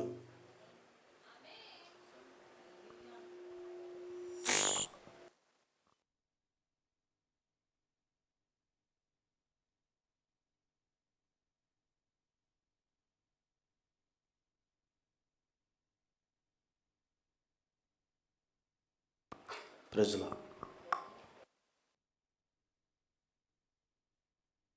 కృప కలుగునుగాక. ఓకేనా? నా మెసేజ్కి ఇంకా నేను వెళ్ళా. మీకు చెప్పడానికి ఇప్పటికే నాకు గంట పట్టింది. ప్రభు మిమ్మల్ని దీవించిన గాక. పర్సనల్గా దేవుడు మిమ్మల్ని దీవించిన గాక. సార్, ఇప్పుడు మీరు అన్నిటిని పరీక్షించుకునే సమయం. అన్నిటిని పరీక్షించుకుని అస్సలు రాజీ లేదు సార్. నేను రాజీ పడితే ఆయన రాజీ పడరు సార్. నేను రాజీ పడితే మిమ్మల్ని పరలోక రాజ్యాన్ని తీసుకెళ్ళే తండ్రి ఆ రాజీ పడడు సార్. ఖచ్చితంగా ఆయన రాజీ పడ్డారు. ఓకేనా? కృప కలుగునుగాక. ఇప్పుడు మనందరికీ తెలిసిన ఒక సత్యం ఉంది. ప్రవక్త అయిన మోషే గారిని కనాను దేశానికి తీసుకుని వెళ్ళకుండా ఉండటానికి మధ్యలోనే ఆ దేశాన్ని చూపించి ఇక్కడికి ఆగు అన్నాడు. ఏ మాట అంటే తెలిసిన, తన ప్రజలను కాని మాట పలికినందుకు అన్నాడు. ద్రోహులారా అని ఒక మాట అన్నాడు. ఆ మాట అన్న తర్వాత ఆయన ఏమన్నాడంటే, యాత్ర ఇక్కడికి ముగిస్తున్నాను, నేను నీకు కనానికి నువ్వు వెళ్ళటలేదు, ఇక్కడే ముగిస్తున్నావు, అయినా కానీ నా ప్రవక్తవు కాబట్టి అందరికంటే కష్టపడిన వాడివి, వాగ్దాన భూమిని అయితే చూడు, కానీ నువ్వు అక్కడికి వెళ్ళటలేదన్నప్పుడు గౌరవించాడు మోషే గారు. ఆగాడు. వాగ్దాన భూమి ఇక్కడే ఉండి చూసి చనిపోయాడు. ఆయన మీద ఉన్న ప్రేమతో సమాధి కార్యక్రమం చేసి వెంటనే తీసుకెళ్ళాడు. అది మనం నేర్చుకున్నాం. దూతలు వచ్చారు, సమాధి కార్యక్రమం చేశారు, దేవుడు వచ్చి ఆయన తీసుకుని వెళ్ళిపోయాడు. మోషే సమాధిలో లేడు. మనకు తెలుసా సంగతి, ఎందుకంటే అంతగా ప్రయాసపడ్డాడు. కానీ మనకేమి నేర్పడింది దేవుడు, ఒక కాని మాట పలికినందుకు అతనికి బ్రేక్ అయిందని నేర్చుకున్నాం. జస్ట్ ఒక మాట, ఓకేనా. లోతుమ లోకం వైపు వెనక్కి తిరిగి చూసిందని ఆమె ఉప్పు స్తంభమైంది అన్నాడు. పాపమును జయించకుండా ప్రభురాత్రి భోజనం తినే అధికారం కానీ హక్కు కానీ నీకు లేదన్నాడు ప్రవక్త. పాపమును జయించకుండా ప్రభురాత్రి భోజనం తినే హక్కు కానీ అధికారం కానీ నీకు లేదు. జయించిన వారు జయశాలి అయిన మెల్కీసెదకును కలుసుకుంటారు అన్నాడు ప్రవక్త. జయశాలి అయిన మెల్కీసెదకును కలుసుకుంటారు. నువ్వు అనుకుంటావు చిన్న విషయమే కదా అంటాడు. చాలామందికి ఎలా ఉండదు అనమాట, అంటే సులకన భావం. వాక్యం అంటే సులకన భావం. చాలామందికి పాస్టర్ గారు అంటే ఎలా ఉండదంటే తేలిక స్వభావం ఉంటుంది. సార్ మీకు లేదేమో కానీ లోకంలో అంతా అదే సార్. పాస్టర్ గారంటే తేలిక స్వభావం. మేమిచ్చే దశం భాగాల మీద అతను బతుకుతూ ఉంటాడు. ఎవరికైనా ఉందా ఇలాంటి ఆలోచన? దాని స్తోత్రం. మేమిచ్చే దశమ భాగాల మీద అతను బతుకుతూ ఉంటాడు. మేమిచ్చే కానుకలే కదా ఉపయోగపడేది. మేమిచ్చే దశమ భాగంతో అతను తింటాడు. కాబట్టి దశమ భాగ్యం ఇవ్వకపోతే దొరకదు, ఆయనకి ఆహారము దొరకదు. ఎవరికన్నా ఉంటే ఇప్పుడు సరి చేసుకోండి. నేను పబ్లిక్గా చెబుతున్నాను, నువ్వు దశమ భాగం ఇచ్చే మనసు లేదా అసలు నీకు? ఒకవేళ నీకు అలాంటి మనసు ఉంటే, లేదని నేను నమ్ముతున్నాను మీ అందరికీ, ఒకవేళ ఎవరికైనా ఉంటే అస్సలు ఇయ్యద్దు, నువ్వు అస్సలు ఇయ్యద్దు. ఎందుకైనా తెలిసిన అన్నమాట, నువ్వు పారిపోవాలో అంటలే, నేను సరి చేయబడాలని అంటున్నా. దశమ భాగం విలువ తెలియకుండా నువ్వు దశమ భాగం ఇచ్చేం సుఖం ఎక్కడే ఉన్నారా? జయించిన వారు మెల్కీసెదకుని కలుసుకుంటున్నారన్నాడు. Praise the lord. పునాదులు కలిగిన పట్టణం కొరకు అబ్రహాం ఎదురు చూశాడు. ఆ పట్టణపు రాజు అట భూమి మీదకి దిగాడు. ఆ పట్టణ రాజు భూమి మీదకి దిగాడు. ఏ సమయంలో దిగి వచ్చాడంటే అబ్రహాం గారు జయించి వెళ్తుంటే కలుసుకున్నాడట. Praise the lord. హల్లెలూయా. ఆ సమయంలో అబ్రహాం గారు తన యావదాస్తిలో దశమ భాగము తీసి, ప్రైజ్ ది లార్డ్, దశమ భాగం తీసి అతనికి ఇచ్చాడు. ఆమేన్. ఇచ్చాడా?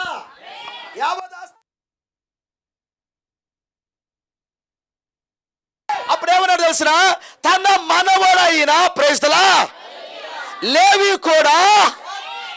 కూడా తన ఎన్నుపోసలో ఉండి దశమ భాగం ఇచ్చాడన్నాడు. ఇచ్చాడన్నాడా? ఇప్పుడు ఎన్నుపోసలో ఉండి దశమ భాగం ఇచ్చి లేవి ఏం పొందుకున్నాడు? Praise the lord.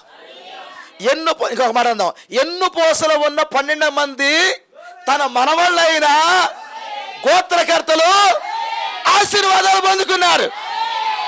ఆమేన్. ఎవరు దశమ భాగం ఇచ్చినందుకు? వాళ్ళ తాత దశమ భాగం ఇచ్చినందుకు. Praise the lord. ఇంతకు దశమ భాగం ఏంటి సార్? నాకు అర్థం కాలేదు. వీళ్ళ తాత దశమ భాగం ఏంటి? వాళ్ళ మనవలు దీవించబట్టవింది. హల్లెలూయా. మరి తమరికేమో దశమ భాగం అయితే పాస్టర్ గారు తింటున్నాడు అనుకుంటా. పాస్టర్ గారు తిన్నాడా?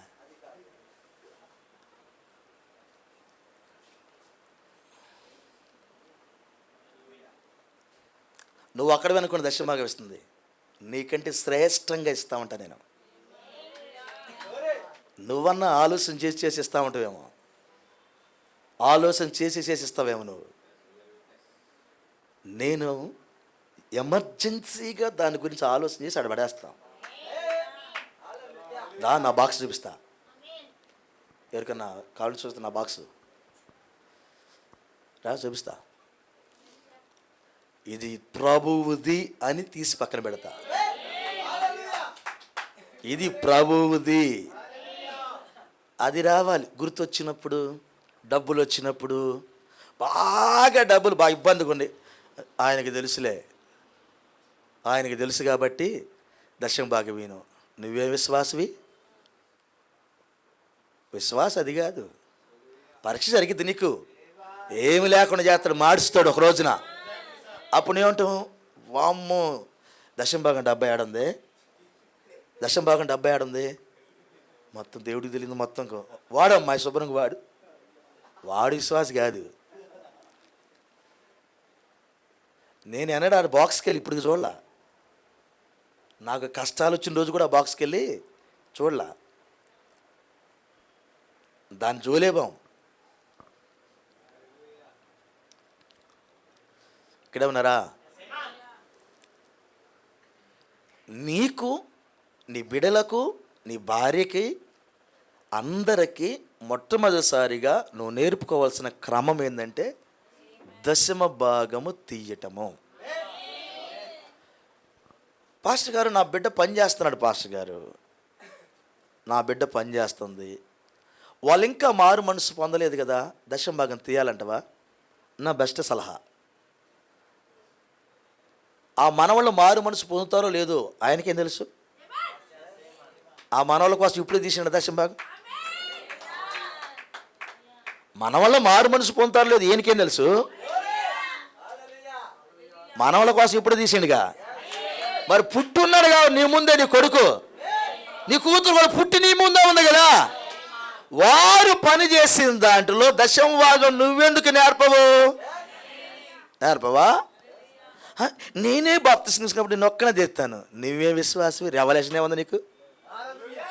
వాళ్ళకి జీవాన్ని అందించి కొంచెం వాడిని రక్తంలో పెట్టు సార్. నీ కొడుకును రక్తంలో పెట్టు, నీ కూతురు రక్తంలో పెట్టు, ప్రభువుకు అప్పగించు. నేను కాలేజీ పిల్లలు చెప్పాను, మీ అమ్మా నాన్నోళ్ళు మీకు ఇచ్చిన పాకెట్ మనీలో కూడా దశమ భాగం తీసుకోండి చెప్పానా? కాలేజీలో ఉన్నప్పుడే దశమ భాగం తీయటం అలవాటు చేశాను నేను. దీవెన అయిందా మీకు? అయిందా? కాలేజీ డేస్లో ఉన్నప్పుడే దశమ భాగం తీయమన్నా. నీకు జాబ్ లేదు కదా, లేకపోయినా మీ అమ్మ 1000 రూపాయలు ఇస్తే 100 రూపాయలు తీసి పక్కనే ఒక బిల్లువర్గా అది నీ డ్యూటీ. Praise the lord. కృప కలుగునుగాక. ఇప్పుడు ఇలా ఉంటుంది అనమాట. ఒక 10,000 రూపాయలు వచ్చినాయి, 1000 రూపాయలు దశమ భాగం చేశాము. ఈ 10,000లోనే ఒక 1000 రూపాయలు మా కొడుక్కి పాకెట్ మనీ ఇచ్చా, నా కూతురికి ఒక 1000 రూపాయలు పాకెట్ మనీ ఇచ్చా, మా ఆవిడికి ఒక 2000 రూపాయలు పాకెట్ మనీ ఇచ్చా. ఇప్పుడు ఆల్రెడీ ఒక 1000 రూపాయలు తీసా కదా. ఇప్పుడు నా భార్య 2200 తీయాల్సిందేనా? కొడుకు 1000 రూపాయలు 1000 రూపాయలు 100 రూపాయలు తీయాల్సిందేనా? కూతురు కూడా 100 రూపాయలు తీయాల్సిందేనా అని డౌట్ వచ్చింది. నేనేం చెబుతున్నానంటే, తీయాలో తీయకూడదు అది నీకే తెలియాలి. Praise the lord. ఇది రెవల్యూషను. ఎందుకంటే నువ్వు ఏదైతే తింటున్నావో నువ్వు తినే దానిలో దశమ భాగం తీయవలసిన బాధ్యత తినే వ్యక్తిది. ఇప్పుడు 1000 రూపాయలు చేతికి వచ్చినప్పుడు అది నీ పర్సనల్ కాబట్టి నువ్వు తప్పక తీయాలి దాన్ని. మా డాడీ తీశారుగా, అది కాదు, అది నీ భాగం. అది ప్రభువును రంగం మీద పిలుచుకోవడానికి నీ భాగం, స్వతంత్రుడు అవ్వడానికి నీ భాగం. వాక్యంతో నడవటానికి నీ భాగం అది. సంకుచితం కాగండి. ఇప్పుడు ఇంకో మాట, బైబిల్లో ఎన్నో చేయవలసి నుండి చేయకూడనుండి. ఇదే పోరాటం. ప్రోక్తం ఏంటంటే పాపమును జయించిన తర్వాత తినేది, పాపపు యుద్ధములో జయించిన తర్వాత తినేది ప్రభురాత్రి భోజనం అన్నాడు. అంటే అవిశ్వాసము అనే దాన్ని జయించాలి, అక్రమములను జయించాలి, శరీరానికి తగులుతున్న పాపం ఏదైతే ఉందో జయించాలి. కృప కలుగును గాక. వీటన్నిటిని ఓడించిన తర్వాత తినేది ప్రభురాత్రి భోజనం అన్నాడు.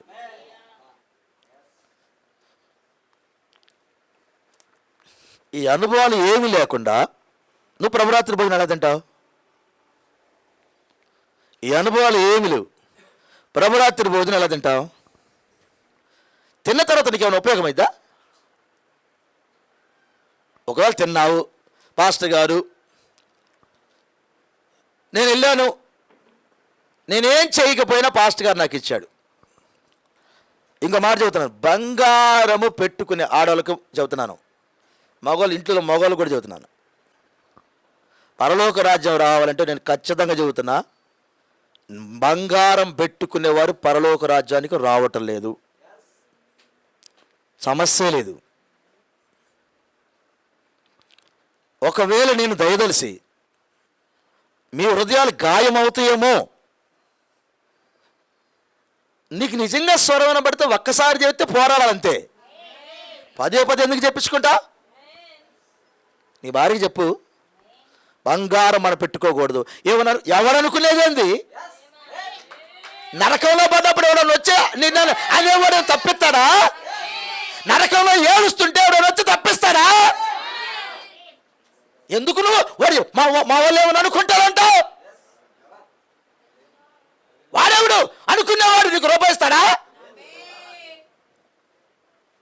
అనుకునేవాడు ఒక రూపాయి ఇస్తాడా? మరి వాడి గురించి ఆలోచన చేస్తావు. నాకు నిన్ను లెక్కడిగా ఆయన గురించి అనుకో, నిన్ను లెక్కడిగా ఆయన గురించి అనాలి. ఆయన ముందు నిలబడ్డప్పుడు లెక్క అడుగుతాడే, ఆయన జ్ఞాపకం చేసుకొని చెప్పు. మీ ఆయన ఏమనుకున్నా నాకు సంబంధం లేదు, మీ ఆవిడ ఏమనుకున్నా సంబంధం లేదు, మీ ఇంట్లో వాళ్ళు ఏమన్నా సంబంధం లేదు. వాళ్ళు నిన్ను కనలేదు, వాళ్ళని పెంచడం లేదు, వాళ్ళు నీకు నిత్య జీవాన్ని ఇవ్వరు, నువ్వు సస్తే బతికించరు. వాళ్ళ గురించి నువ్వు లెక్క అడగట్లేదు నా ముందు. నేను ఇంకొక మాట అంటాను, నీకు స్వరం వినపడలేదా? నేనేం చేయలేను. స్వరం వినపట్టలేదా? పాస్టర్ గారు నాకు స్వరం వినపట్టలేదు, నాకు ఈ శరీర కోరికలే కావాలి, నాకు ఈ పాపమే కావాలి, నాకు ఈ లోకమే కావాలి, నేను ఇలాగే బతకాలి అనుకున్న వాడికి మారు మనసు లేని వాడికి మేమేమి చెయ్యలేము. నువ్వు ప్రభురాత్రి భోజనం తీసుకోవడానికి ఇక్కడికి వచ్చినప్పుడు, పరిశుద్ధుల పాదాలు కడగడానికి వచ్చినప్పుడు, పరిశుద్ధుల పాదాలు కడగడానికి వచ్చినప్పుడు, పరిశుద్ధులతో పాటు నువ్వు రొట్టె తినడానికి వచ్చినప్పుడు, రక్తములో పాలు పంపులు పొందుతుంటే నువ్వు వాక్యముతో రావాలి.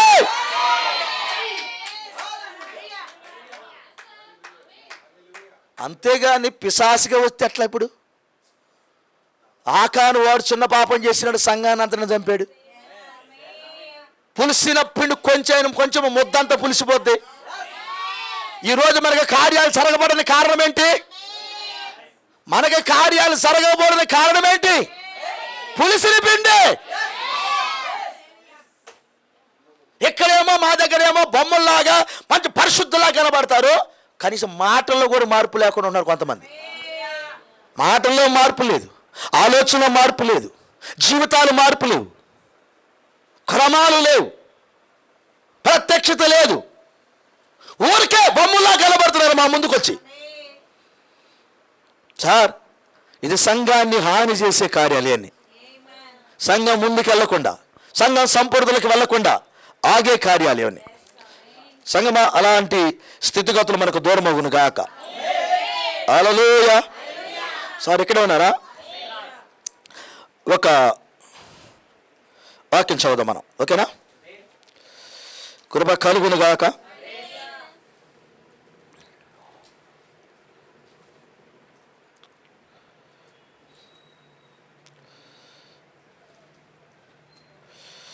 బైబిల్లో మెసేజ్ అంటే 57వ సంవత్సరంలో ప్రజల బైబిల్లో ఉన్న అత్యంత గొప్ప వరం అనే మెసేజ్లో 41వ పేర చదువుదాం. బైబిల్లో ఉన్న అత్యంత గొప్ప వరం అనే మెసేజ్లో 41 పేర చదువుదాం. ఓకేనా? నేను చదువుతా, వినాలి. అయ్యా సౌండ్ ఇది బయటకు వస్తుందా? No problem. వినపడుతుందా మీ అందరికీ? ఓకే. ఇప్పుడు సహోదరుడా బ్రన్హాం, నీకంటే బైబిల్ నాకు ఎక్కువగా తెలుసు అని నువ్వు అంటావు. చాలామందికి ఇలాంటి ఆలోచనలు ఉంటాయి. పాస్టర్ గారి కంటే నాకు ఎక్కువగా తెలుసు, పాస్టర్ గారి కంటే నేను ఎక్కువగా ప్రార్థన చేస్తున్నాను, పాస్టర్ గారి కంటే నేను ఎక్కువగా వాక్యం వర్తమానం చదువుతున్నాను. అభిషేకాలు సరే అన్నీ మీరు మంచోళ్ళే, కానీ లోకంలో అభిషేకాలు ఇవన్నీ. పాస్టర్ గారి కంటే నాకు ఎక్కువ తెలుసు. నేను చదువుకునేటప్పుడు మా క్లాస్మేట్ ఒకడు ఉండేవాడు, వాడి పేరు మర్చిపోయాను, వాడు రెడ్డి పిల్లగాడు, వాడి పేరు ఏదో ఉంది. మేము క్లాస్ అయిపోయిన తర్వాత చదువుకోవడానికి అకౌంట్స్ చేయడానికి కూర్చొని మేము రాసుకుంటున్న సమయంలో వాడేం చేస్తాడంటే మాకంటే బాగా అకౌంట్స్ బాగా అర్థమవుతాయి వాడికి. మాకు ఏదైనా లెక్క అర్థం కాకపోతే వాడిని బోర్డు మీద ఎక్స్ప్లెయిన్ చేస్తున్నాడు. వాడు చెప్పురా కొంచెం దీని గురించి అంటే వాడేంటంటే ఖాళీ టైంలోకి మా బోర్డులని ఖాళీగా మేము కూర్చొనిక వాడు బోర్డు మీద ఎక్స్ప్లెయిన్ ఇస్తాడు, మొత్తం రాస్తాడు, లెక్క రాస్తాడు. అప్పుడు వాడు ఏమంటాడు తెలిసిన, వాడికేం తెలుసురా అంటాడు మా సార్ని. వీడు పండినట్టు వాడికేం తెలుసురా అంటాడు. నేనే విట్నెస్, నేను కూడా అడవున్నా, వాడికేం తెలుసురా అంటాడు. పాపం సార్ కదా అంటే వీడి ఫీలింగ్ ఏంది, సార్ కంటే నాకు ఎక్కువ అర్థమవుతుంది. ఎక్కడే ఉన్నారా? కొందరికి ఇలాంటి అభిషేకాలు ఉంటాయి. ఉంటాంగా సార్, ఇవి తారాస్థాయిలో ఉన్నాయి. సంఘాలు విడిపోతుంది ఈ విధానంలోనే. పక్కన సంఘం వెలుస్తుంది, సంఘాలను చీల్చుకుని వెళ్తున్నారు చూడు, వాళ్ళకి వచ్చే అభిషేకాలు ఇయే.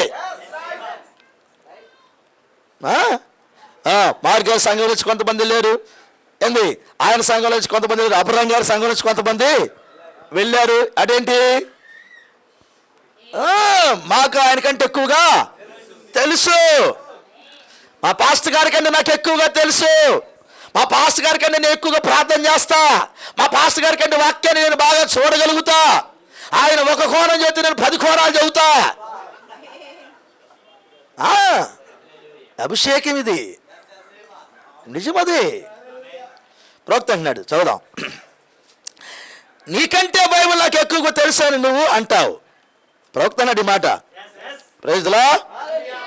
బైబిల్ తెలుసుకోవడం వల్ల నీవు జీవము కలిగి ఉండవు. వావ్, అసలు చూడి ఆయన అసలు ఆ మాట చూడే ఎంత అది చదవగా నా ఒళ్ళు చదివింది రేవంతో అన్నాడు. చదువుదాం. బైబిల్ తెలుసుకోవడం వలన నీవు జీవమును కలిగి ఉండలేవు, సంఘములో చేరుట ద్వారా నువ్వు జీవమును కలిగి ఉండలేవు. 2వ పాయింట్, సంఘములో చేరుట వలన నువ్వు జీవమును కలిగి ఉండలేవు, బాప్తిసం పొందుట ద్వారా నువ్వు జీవమును కలిగి ఉండలేవు. Praise the Lord. మతపరమైన ప్రశ్నోత్తరాల పుస్తకమును తెలుసుకునే ద్వారా నువ్వు జీవమును కలిగి ఉండలేవు. మొత్తం ప్రశ్నలు తెలుసు, నాకు జవాబులు తెలుసు, మొత్తం పరంగా మొత్తం నాకు తెలుసు అని తెలుసుకోవడం ద్వారా జీవం కలిగి ఉండలేవు. Praise the Lord. ఆయనను బాబా కృప కలుగును గాక. ఒక నిమిషం నేను చదువుతున్నాను. నువ్వు కలిగి ఉండలేవు, సేవకునిగా ఉండు ద్వారా నీవు జీవమును కలిగి ఉండలేవు. వాహ్, సేవకుడు గోరు చెక్కి పెట్టాడు. ఓకేనా? అంటే కత్తి ఇటు కూడా తిరిగింది. నేను ఒక సేవకుడిని అని నువ్వు అనిపించుకున్న ద్వారా జీవాన్ని కలిగి ఉండలేవు. అసలు ఇప్పుడు అభిషేకం చెప్పంటారు భూమి మీద, ఇదే భూమి మీద ఉన్న అభిషేకం ఇదే. నేను సేవకుని అనిపించుకోవాలి, నా పక్కన నా భార్య సేవకురాలు అనిపించుకోవాలి. అందరూ ఆయన అయ్యగారు అంటున్నారు, అమ్మగారు అంటున్నారు, కాబట్టి మేము కూడా పక్కనే పడితే ఏమైంది, ఇప్పుడు నన్ను అయ్యగారు అంటారు, నన్ను అమ్మగారు అంటారు. వా, ఏం అభిషేకం సార్ ఇది. ప్రవక్త అన్నాడు, ఓ సహోదరుడా, నువ్వు సేవకుడు అనిపించుకునే ద్వారా జీవము లేదు. ఆమేన్, హల్లెలూయా. ఎంత బాగుందన్నమాట. ఆమేన్. ఎక్కడ ఉన్నారా? ఇక్కడ ఆయన అన్నాడు అద్భుతంగా ఒక మాట అన్నాడు, ఆయనను ఎరుగుటే జీవము. దీన్ని నేను వివరిస్తా, దీన్ని మీ కొరకు వివరిస్తాను. దాన్ని మతపరమైన ప్రశ్నోత్తరాల పుస్తకంలో లేదా నీ యొక్క సంఘ నియమములను ఎరుగుట కాదు, నీ సంఘ నియమములు ఎరుగుట కూడా కాదు జీవం అంటే. మా సంఘ క్రమం అంతా నాకు తెలుసు, మొత్తం నేను చెప్తా, అది కాదు జీవం అన్నాడు. Praise the lord. ఆమేన్. కృప కలుగునుగాక. ఇక్కడే ఉన్నారా? ఆమేన్. ఆయన అన్నాడు నీ యొక్క ఆయన అంటాడు, ఆయనను ఎరుగుటే జీవం. నేను కిందకి చదువుతా ఇంకా. మరియు దేవుడు నీకు ఇచ్చిన ఆ దాహమును సంఘము కొరకు ఉపయోగించుట కూడా కాదు. అబ్బా, ఒకవేళ ఏదైనా దాహం ఉంటే అది సంఘం కొరకు ఉపయోగిస్తున్నాం అనుకో, అది కూడా జీవం కాదన్నాడు. ఇంకా ముందుకు బాగున్నాడు ఆయన. ఏదన్నా ఒక తలంతు సంఘం అని అంటాడు, ప్రార్థన చేసి అభిషేకం ఉందనుకో సంఘానికి ఉపయోగపడు అన్నాడు. ఉపయోగపడు. ఒక వరం ఉందా నీకు, సంఘానికి ఉపయోగపడమన్నాడు. అన్నాడా? 9 వరాలు ఉండి ఏదో ఒక వరం నీకు ఉండుద్ది, ఉపయోగపడు, దేవుడి చేతిలో వాడబడు. అయినా అది సంపూర్ణం కాదు. అదే అన్నాడు ఆయన. Praise the Lord. దయ్యము నిన్ను నృత్యములకు వెళ్ళినట్లుగా మరియు త్రాగునట్లుగా మరియు అపవిత్రమైన జీవితము జీవించినట్లుగా మరియు ఆ పనులు చేయనట్లుగా చేయలేకపోయినట్లయితే నువ్వు సంఘములో చేరినట్లుగా వాడు దీనిని వక్రీకరిస్తాడు. ఈ పాయింట్ ఏమైనా అర్థం మీకు? ఇప్పుడు సంఘములో నువ్వు ఏదన్నా వాడబడేటప్పుడు నేను ఈ పాపాలు ఏమీ చేయటం లేదని నువ్వు అనుకుంటావు, కానీ దెయ్యమట వాడు అంటాడు, వాడు దెయ్యమంట. ఇక్కడే ఉన్నారా? నువ్వు సంఘములో చేరినట్లు వాడు దీనిని ఆయన అంటాడు, మరియు అపవిత్రమైన జీవితము జీవించినట్లుగా మరియు ఆ పనులు చేయనట్లుగా చేయలేకపోయినట్లయితే నీవు సంఘములో చేరినట్లుగా వాడు దీనిని వక్రీకరిస్తాడు. అయ్యా, అంటే నువ్వు ఏ పాపము చెయ్యకపోయినా, అయ్యా సంఘములో ఉండి కూడా ఏ పాపము చెయ్యకుండా కూడా దేవుణ్ణి వక్రీకరించవచ్చు. ఏ పాపం చేయకుండా కూడా. ఆ భాగం ఉంది, మాట్లాడతాను. దేవుని స్తోత్రం. మరియు ఇది ఇంకనూ వక్రీకరింపబడినదే. ఎందుకనగా సంఘములో చేరుట నీకు జీవము ఇవ్వదు. చాలామంది ఏమనుకుంటారంటే నేను సంఘం నుండి చాలు అనుకుంటున్నారు. అలా జీవం రాదు అన్నాడు. ఎట్లా చదువుదాం. కానీ నువ్వు జీవము కలిగి ఉండుటకు ఉన్న ఏకైక మార్గం ఆ దాహమును తీసుకుని పరలోకమందున దేవుని యొద్ద నుండి వర్షించు అందమైన పరిశుద్ధాత్మ ద్వారా ఎప్పటికీ ఎండిపోని ఊట యొద్ద త్రాగుట ద్వారా దానిని తృప్తిపరుచుటే. ఎన్నడను ఎండిపోని ఊట యొద్దకు. హల్లెలూయా, హల్లెలూయా. ఇప్పుడు ఆయన సంఘ కార్యాలను దాటించాడు. ఆమేన్. అది ఏకైక మార్గం అట. ఆ దాహమును తీసుకొని పరలోకమందున దేవుని వద్ద నుండి వర్షించు అందమైన పరిశుద్ధాత్మ ద్వారా.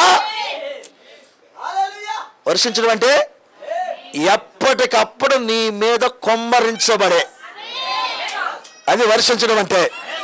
ఎప్పటికప్పుడు నీ మీద కొమ్మరించబడే పరిశుద్ధాత్మ ద్వారా. హల్లెలూయా.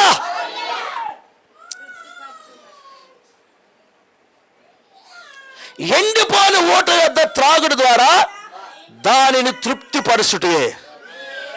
దేనిని? Praise the Lord.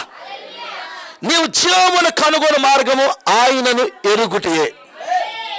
ఆయన గ్రంథమును తెలుసుకుంటే కాదు, కానీ ఆయనను తెలుసుకుంటే, నువ్వు సంఘమును తెలుసుకోండి కాదు కానీ ఆయనను తెలుసుకోండి.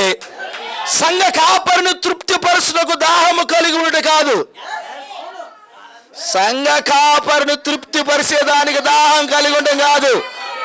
ప్రైజ్ లా. కానీ ప్రభువును తృప్తిపరచుడే, అదే పరిశుద్ధమైన దాహం. ఆమేన్. అందుకొరకే అది నీలో ఉన్నది. లోకపు సంగతులతో నీవు దానిని తృప్తిపరుస్తావా? ఒకవేళ పరిస్థితి మరణం అన్నాడు ఆయన.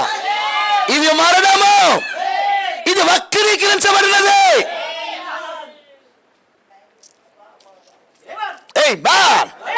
ఇప్పుడు చెప్పండి, దేవుడిని తృప్తిపరచడం అంటే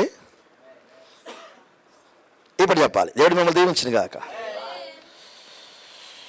జీవం అంటే ఏంటి? ఆయన్ని తృప్తిపరచడం అనేది ఇది అసలు భాగం. దీన్ని వివరించాలి మీకు. ఇప్పుడు అన్నీ చెప్పాడు, అన్ని కోణాలు చెప్పాడు ఆయన.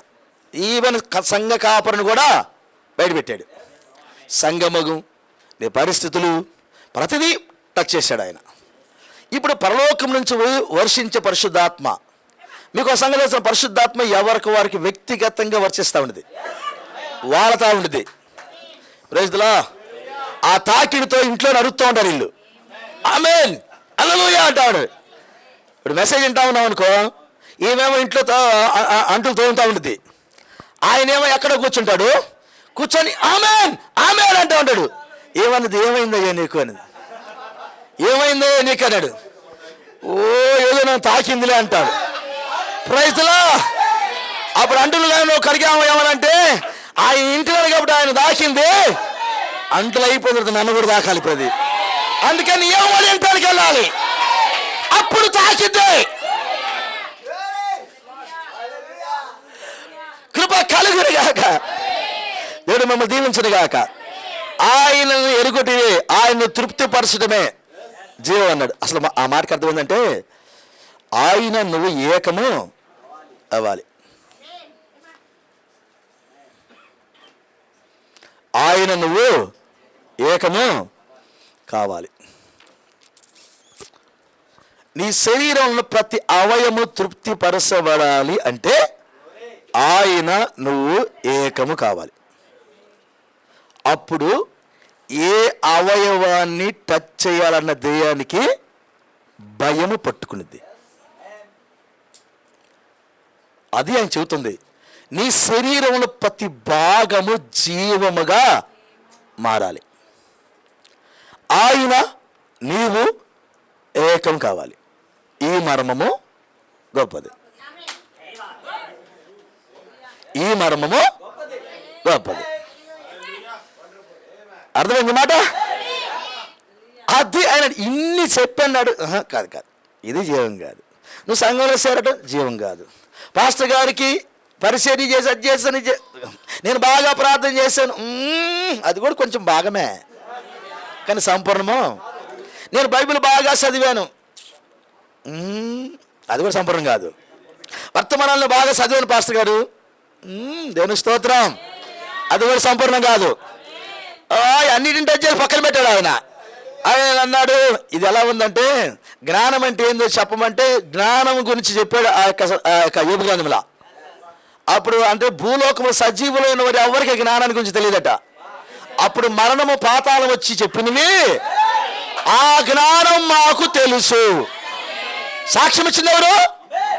మరణము పాతాళం సాక్ష్యం ఇచ్చినాయి. నిజమేనా? హల్లెలూయా. ఇప్పుడు జీవాల గురించి సాక్ష్యం ఇచ్చేది చర్చిలోకి వచ్చి చర్చిలో చేరాను, రెగ్యులర్ గా వచ్చాను, దశంభాగం ఇచ్చాను, ఇవన్నీ చేయాల్సిందే. కానీ సాక్ష్యం ఇచ్చే విధానం అది కదా అనేది. ఆయన నీవు ఏకమవ్వాలి. ఆయన నువ్వు ఏకమవ్వాలి.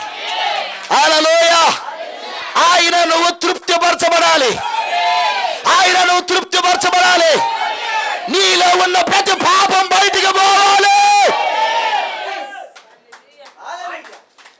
అప్పుడే ఈ శరీరాన్ని తినే జయశాలి నువ్వు.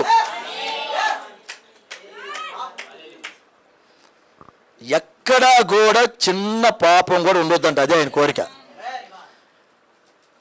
హల్లెలూయా.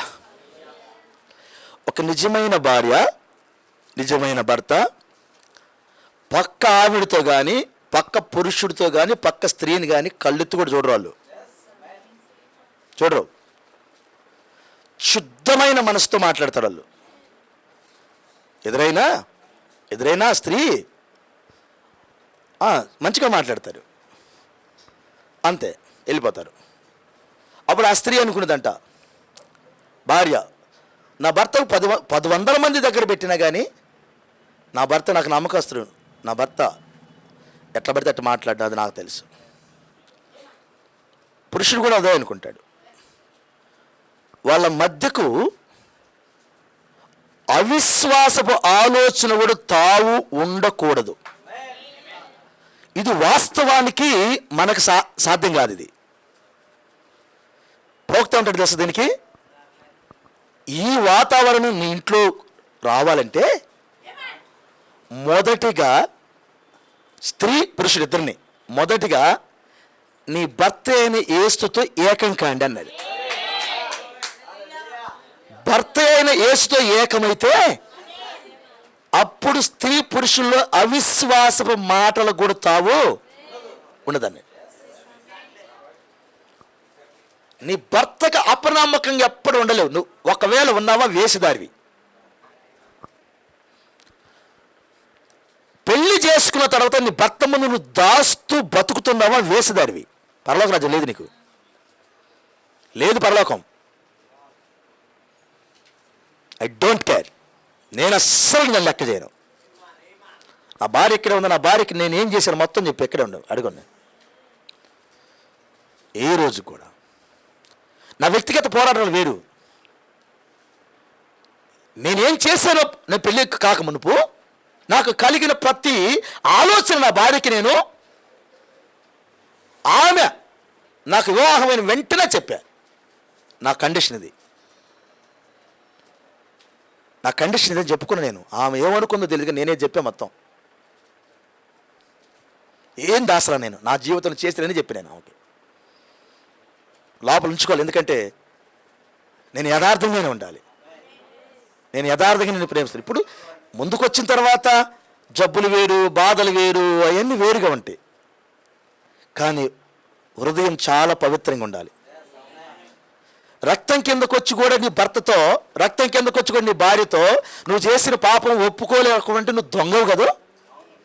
నువ్వు దొంగవు కదా. నువ్వు విశ్వాసవు నువ్వు ఎట్టవుతావు? కాదు. ఎందుకు చస్తావు నరకానికి వెళ్ళి? నువ్వు దొంగవే, నువ్వు వేషధారివి నువ్వు. నిన్ను నువ్వే మోసం చేసుకుంటావు, నిన్ను నువ్వే చంపుకుంటున్నావు.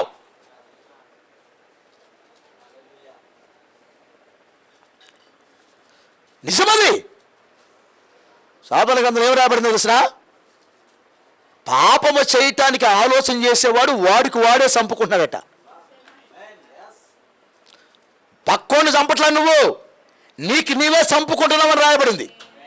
నీ శరీరాన్ని నువ్వే చంపుకుంటున్నావు, నీ జీవితం నువ్వే పాడు చేస్తున్నావు. నీ భర్త బాగానే ఉంటాడు, నీ భార్య బాగానే ఉంటుంది, నీ జీవితాన్ని నాశనం చేసుకుంటున్నావు అన్నాడు. ఓపెన్ మైండ్తో ఉండాలి. నువ్వు ఈ రక్తం కింద కొడుకు వచ్చి నువ్వు ఓపెన్గా నీ భర్తతో నీ భార్యతో మాట్లాడలేకపోతున్నావు అంటే పాపం చేయాలనిక చెప్పు. నాకు చెప్పు ఒక మాట. నీ భర్తతో చెప్పుకోలేని పరిస్థితి, నువ్వు పాపం ఒప్పుకొని కదా వచ్చింది. పశ్చాత్తాపడు, యథార్థత చూపించా. ఒకవేళ నీ భర్త అనొచ్చు, నువ్వు ఇట్టారు అనొచ్చు.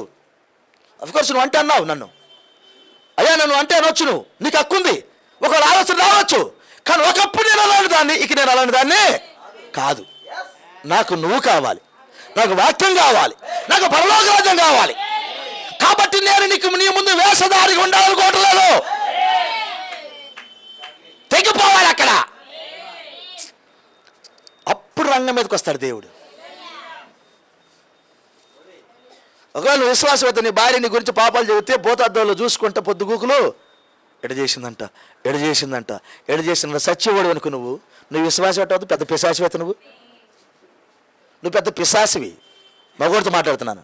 నీ భార్య చెప్పింది అనుకో, ఇక దాని గురించి ఆలోచన చేసుకుంటా ఆలోచించి ఎక్కడ క్వార్టర్ ఎక్కడ తాగుదాము, ఎక్కడికి వెళ్దాము, చద్దాము. నువ్వు పిశాసివి, నువ్వు విశ్వాసివి కాదు. భార్య పాపమును క్షమించగలిగిన వాడే, భర్త పాపమును క్షమించగలిగిందే నిజమైన విశ్వాసులు వాళ్ళు. బైబిల్ ఏం చెప్పింది? ఒకరు పాపం ఒకరు ఒప్పుకోండి, క్షమించుకోండి అన్నదా? మరి ఎందుకు ఆ భాగానికి రావట్లేదు? నువ్వు ఇంకా చెయ్యాలని కోరిక ఉంది నీకు, ఇంకా చెయ్యాలని కోరిక ఉంది నీకు. ఇంకేదో బురుడి మాటలు చెప్పి ఈ పిల్లకి బయటికి వెళ్ళి ఎవరితో ఇంకొక దాంతో జీవించాలంది. ఇక ముఖ శుద్ధి చేసి ఎవరితోనో మాట్లాడాలి నీకు. నువ్వెట్టి శ్వాస అవుతావు? నువ్వు సస్తు సంఘంలో ఉన్న విశ్వాసం కూడా చంపుతావు. వేషధారి, వేషధారి. ప్రపంచంలో దేన్ని కూడా వాక్యం కొంటే ఎక్కువగా ఆలోచన చేసిన వేషధారి అన్నాడు. ఈ ప్రపంచంలో ఉన్న దేన్నైనా వాక్యం కంటే ఎక్కువగా మాట్లాడితే నువ్వు వేషధారి అన్నాడు. నువ్వు వేషధారి అన్నాడు. చదువు యోబు గ్రంథం 31వ అధ్యాయం. నువ్వు వేషధారి అన్నాడు ఆయన. వాక్యము కంటే దేనిని ఎక్కువ స్థానంలో పెట్టడానికి వీలు లేదు. నీ భర్త అయినా నీ భార్య అయినా. ఒక వేషధారిగా ప్రభురాత్రి భోజనాలు తింటావా? ఏమయ్యా తింటారా? వేషధారిగా ప్రభురాత్రి భోజనం తింటావా? ప్రభు మిమ్మల్ని దీవించిన గాక. ఇప్పుడు చెప్పండి, జీవం అంటే ఏంటి? ఆయన నువ్వు ఏకమవటం. Praise the lord. అప్పుడు ఒకవేళ ఆయన నీ దగ్గర తీసుకునేటప్పుడు అప్పుడు ఆయన ఏమంటాడు? మనసులు కలిసినప్పుడు, హృదయాలు కలిసినప్పుడు ఆ శరీరాలు ఎంత ఆనందంతో కలుస్తే తెలుసునా? చెప్పండి.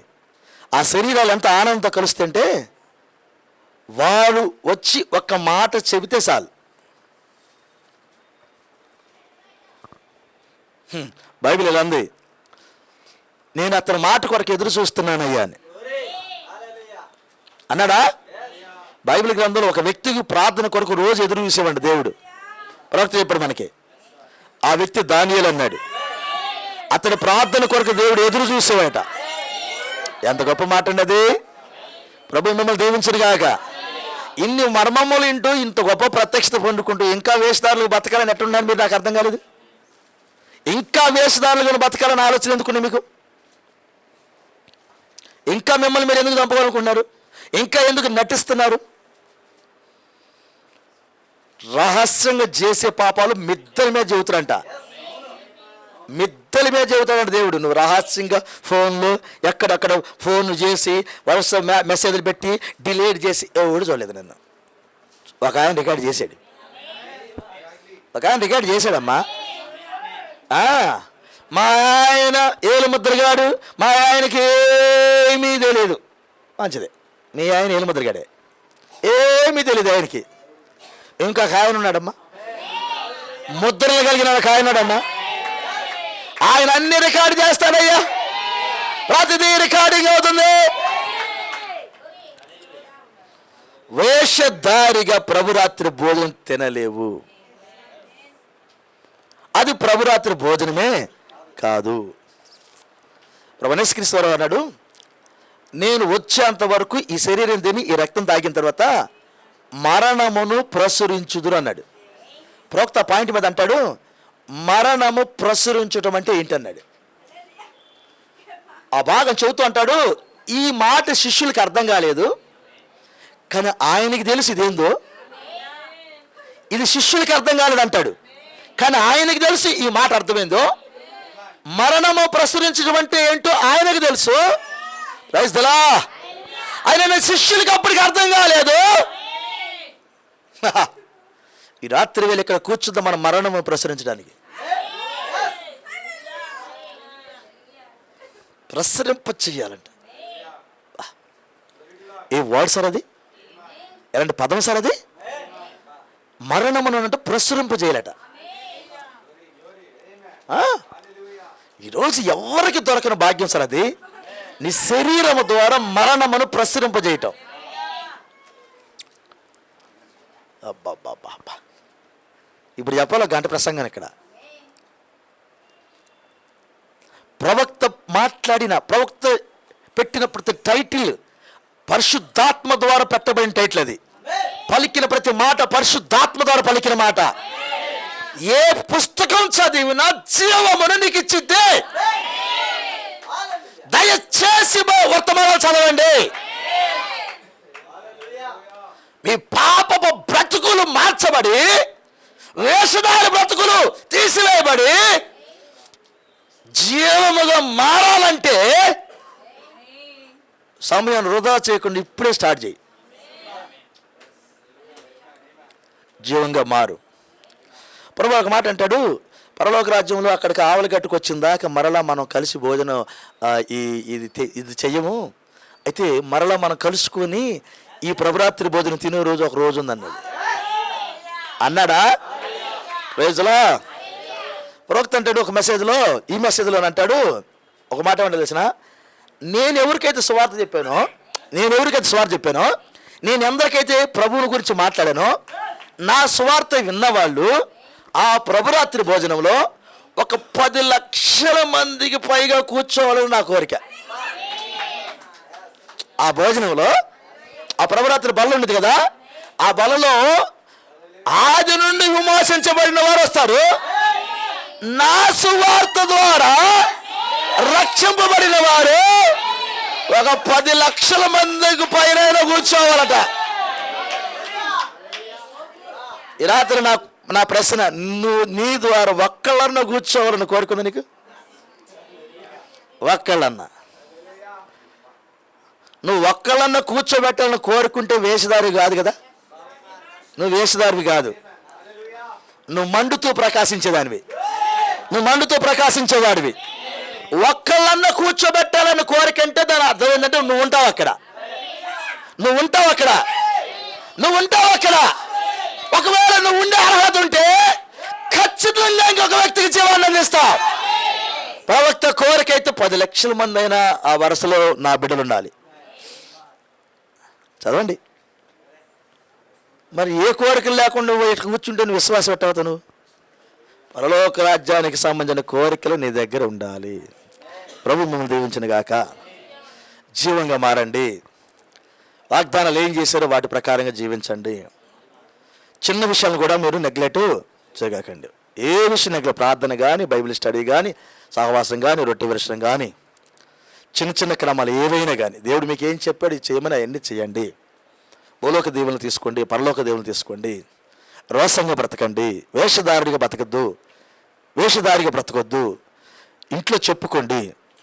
భార్యలుగా ఒకవేళ పిల్లలు అమ్మా లోక ఆశలు కలిగిన వాళ్ళు ఉంటే, ఎంతవరకు ఎలాంటి ఆశలు కలిగి ఉండవు నాకు తెలియదు, కానీ ఈ రాత్రి ఒక మాట చెబుతున్నాను, ఇప్పుడే దాన్ని నువ్వు చంపుకోవటం మంచిది. ఒకవేళ బయట నేను ఉదయకాశంలో ఒక మాట చదివాను, మీకు గుర్తుందా? మీరు ఇంటికి వెళ్ళిన తర్వాత ఆ 15 అధ్యాయం న్యాయాధిపతులు 15 చదవండి. మీరు చదివితే సంసోను అక్కడికి వెళ్ళి అంతఃపురంలోకి వెళ్ళింది, నా భార్య ఏది అన్నాడు. భార్య ఇంకొకరికి ఇచ్చాను అన్నాడు. భార్య ఇంకొకరికి ఇచ్చాను అనగానే ఆయనకి ఎంత కోపం వచ్చిందంటే, వాళ్ళ పొలాలను తగలబెట్టి పంటలను తగలబెట్టి వచ్చాడా. వాళ్ళందరినీ కూడితే సమావేశంలో ఉదయం చెప్పి నేను వాళ్ళ నాన్ననేను ఆ పిల్లని తీసుకొచ్చారు ఇక్కడికి. ఫిలిష్తీయులందరూ సమావేశం వేశారు. అరే ఇది తగలబెడతానికి కారకుడు ఎవరు అంటే, పలానా ఇంటికి పెళ్లి చేసుకున్నాడు ఇతను, వాళ్ళ నాన్న ఇతను రాలేదని ఇంకొకరికి ఇచ్చి పెళ్లి చేశాడు. ఆ కోపంతో మన పొలాలను తగలబెట్టిలేడు ఈ అబ్బాయి, అతనే చేశాడు. మరి అతన్ని వ్యతిరేకించిన వారు ఉంటే వాళ్ళని కూడా కొట్టిళ్ళాడు అతని అని చేసినప్పుడు వాళ్ళ సమావేశంలో ఏమని చేసేది తెలిసిన, అరే అసలు వాళ్ళ నాన్న పట్టరండి రైట్ అన్నాడు. వాళ్ళ నాన్న చేస్తారండి, ఆ అమ్మాయిని చేశారమ్మన్నాడు. ఎందుకు చేసావు అబ్బాయి అన్నాడు. నువ్వెందుకు చేసావు? పెళ్ళి చేసి ఇంకొకరికి ఎందుకు ఇచ్చావు? నువ్వెందుకు ఇచ్చావు ఇంకొకరికి? ఇతని పెళ్లి చేసావుగా, ఇంకొకరికి ఎందుకు ఇచ్చావు అని ఆ సమావేశంలో వాళ్ళు ఏం చేశారంటే వాళ్ళ నాన్నని ఆ అమ్మాయిని ఇద్దరిని చంపి తగలబెట్టారు. చదువు బైబిల్. ఇద్దరిని కాల్చేశారు. ఆ మంటలు మండేటప్పుడు వీళ్ళు కూడా కాల్చారు. ఇద్దరిని కాల్చేశారట.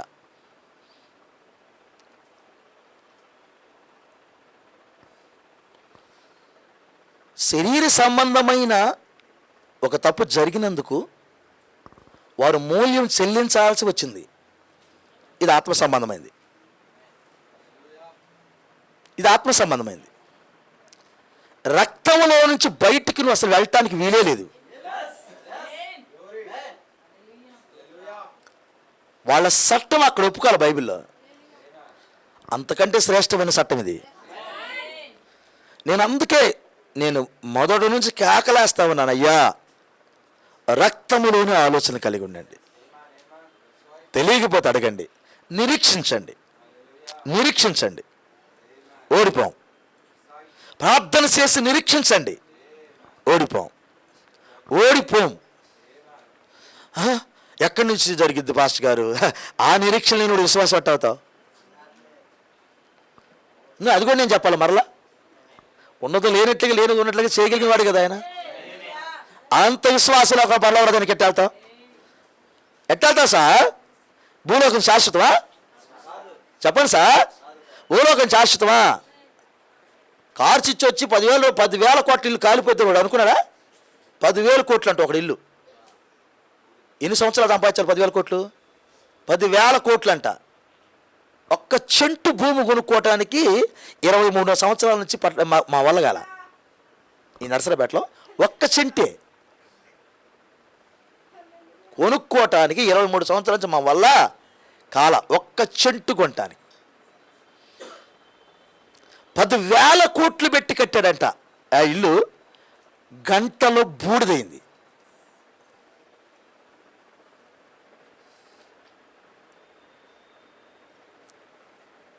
అవునా? అతడు ఏమైనా పట్టుకొని ఉండగలిగాడా? నువ్వెందుకు వీటి గురించి ఆలోచన చేస్తావు? నీకు ప్రత్యక్షత వస్తే వీటి గురించి ఎందుకు ఆలోచన చేస్తున్నావు? పరలోక రాజ్యానికి ఎట్టాలని ఆలోచన చేయి. అంతేగాని ఈ డబ్బుల గురించి, వీటి గురించి, కులాల గురించి, డబ్బుల గురించి, శరీర కోరికల గురించి అసలు ఇదేమన్నా అసలు ఇదేమన్నా ఆలోచన అంటారా? సార్ నాకైతే అసలు ఏం కనపట్లేదు. నాకేం కనపట్టలా. నేను అసలు రాజీ పడను. నాకు ఈరోజు అర్థమవుతున్న వాక్యానికి నేను అసలు రాజీ పడాల్సిన టైం కానే కాదు. శోధనలు వచ్చినా భరిద్దాం, శ్రమలు వచ్చినా భరిద్దాం, పరీక్షలు వచ్చినా భరిద్దాం. Praise the lord. కృప కలుగునుగాక. ఆయన ఏమంటారు తెలుసా? ఇదిగో నా కుమారుడు జయించుకుంటూ వచ్చాడు. ఇదిగో నా కుమార్తె జయించుకుంటూ వచ్చింది. ఇదిగో నా యొక్క బిడ్డ జయించుకుంటూ వస్తా ఉంది అని ప్రపంచానికి సాక్ష్యం ఇస్తాడు. పేరు చెప్పాల చదువుతాడు. నా కుమారుడు జయించుకుంటూ వస్తా ఉన్నాడు. నా కుమారుడు ఎంత అగ్నిలో పడేసాడో జయించుకుంటూ వచ్చాడు. ఇబ్బందులను కొలుములేసా జయించుకుంటూ వచ్చాడు. సాక్ష్యం చెప్పటానికి రెడీగా ఉన్నాడు. నీ గురించి మాట్లాడటానికి దేవుడు. అటురా, నువ్వు అలా జయించుకుంటారా, అంతేగాని ఓడిపోవడం ఏంటి? దేన్ని చూసుకొని భూలోకంలో ప్రభువును పక్కన పెడుతున్నావు నువ్వు.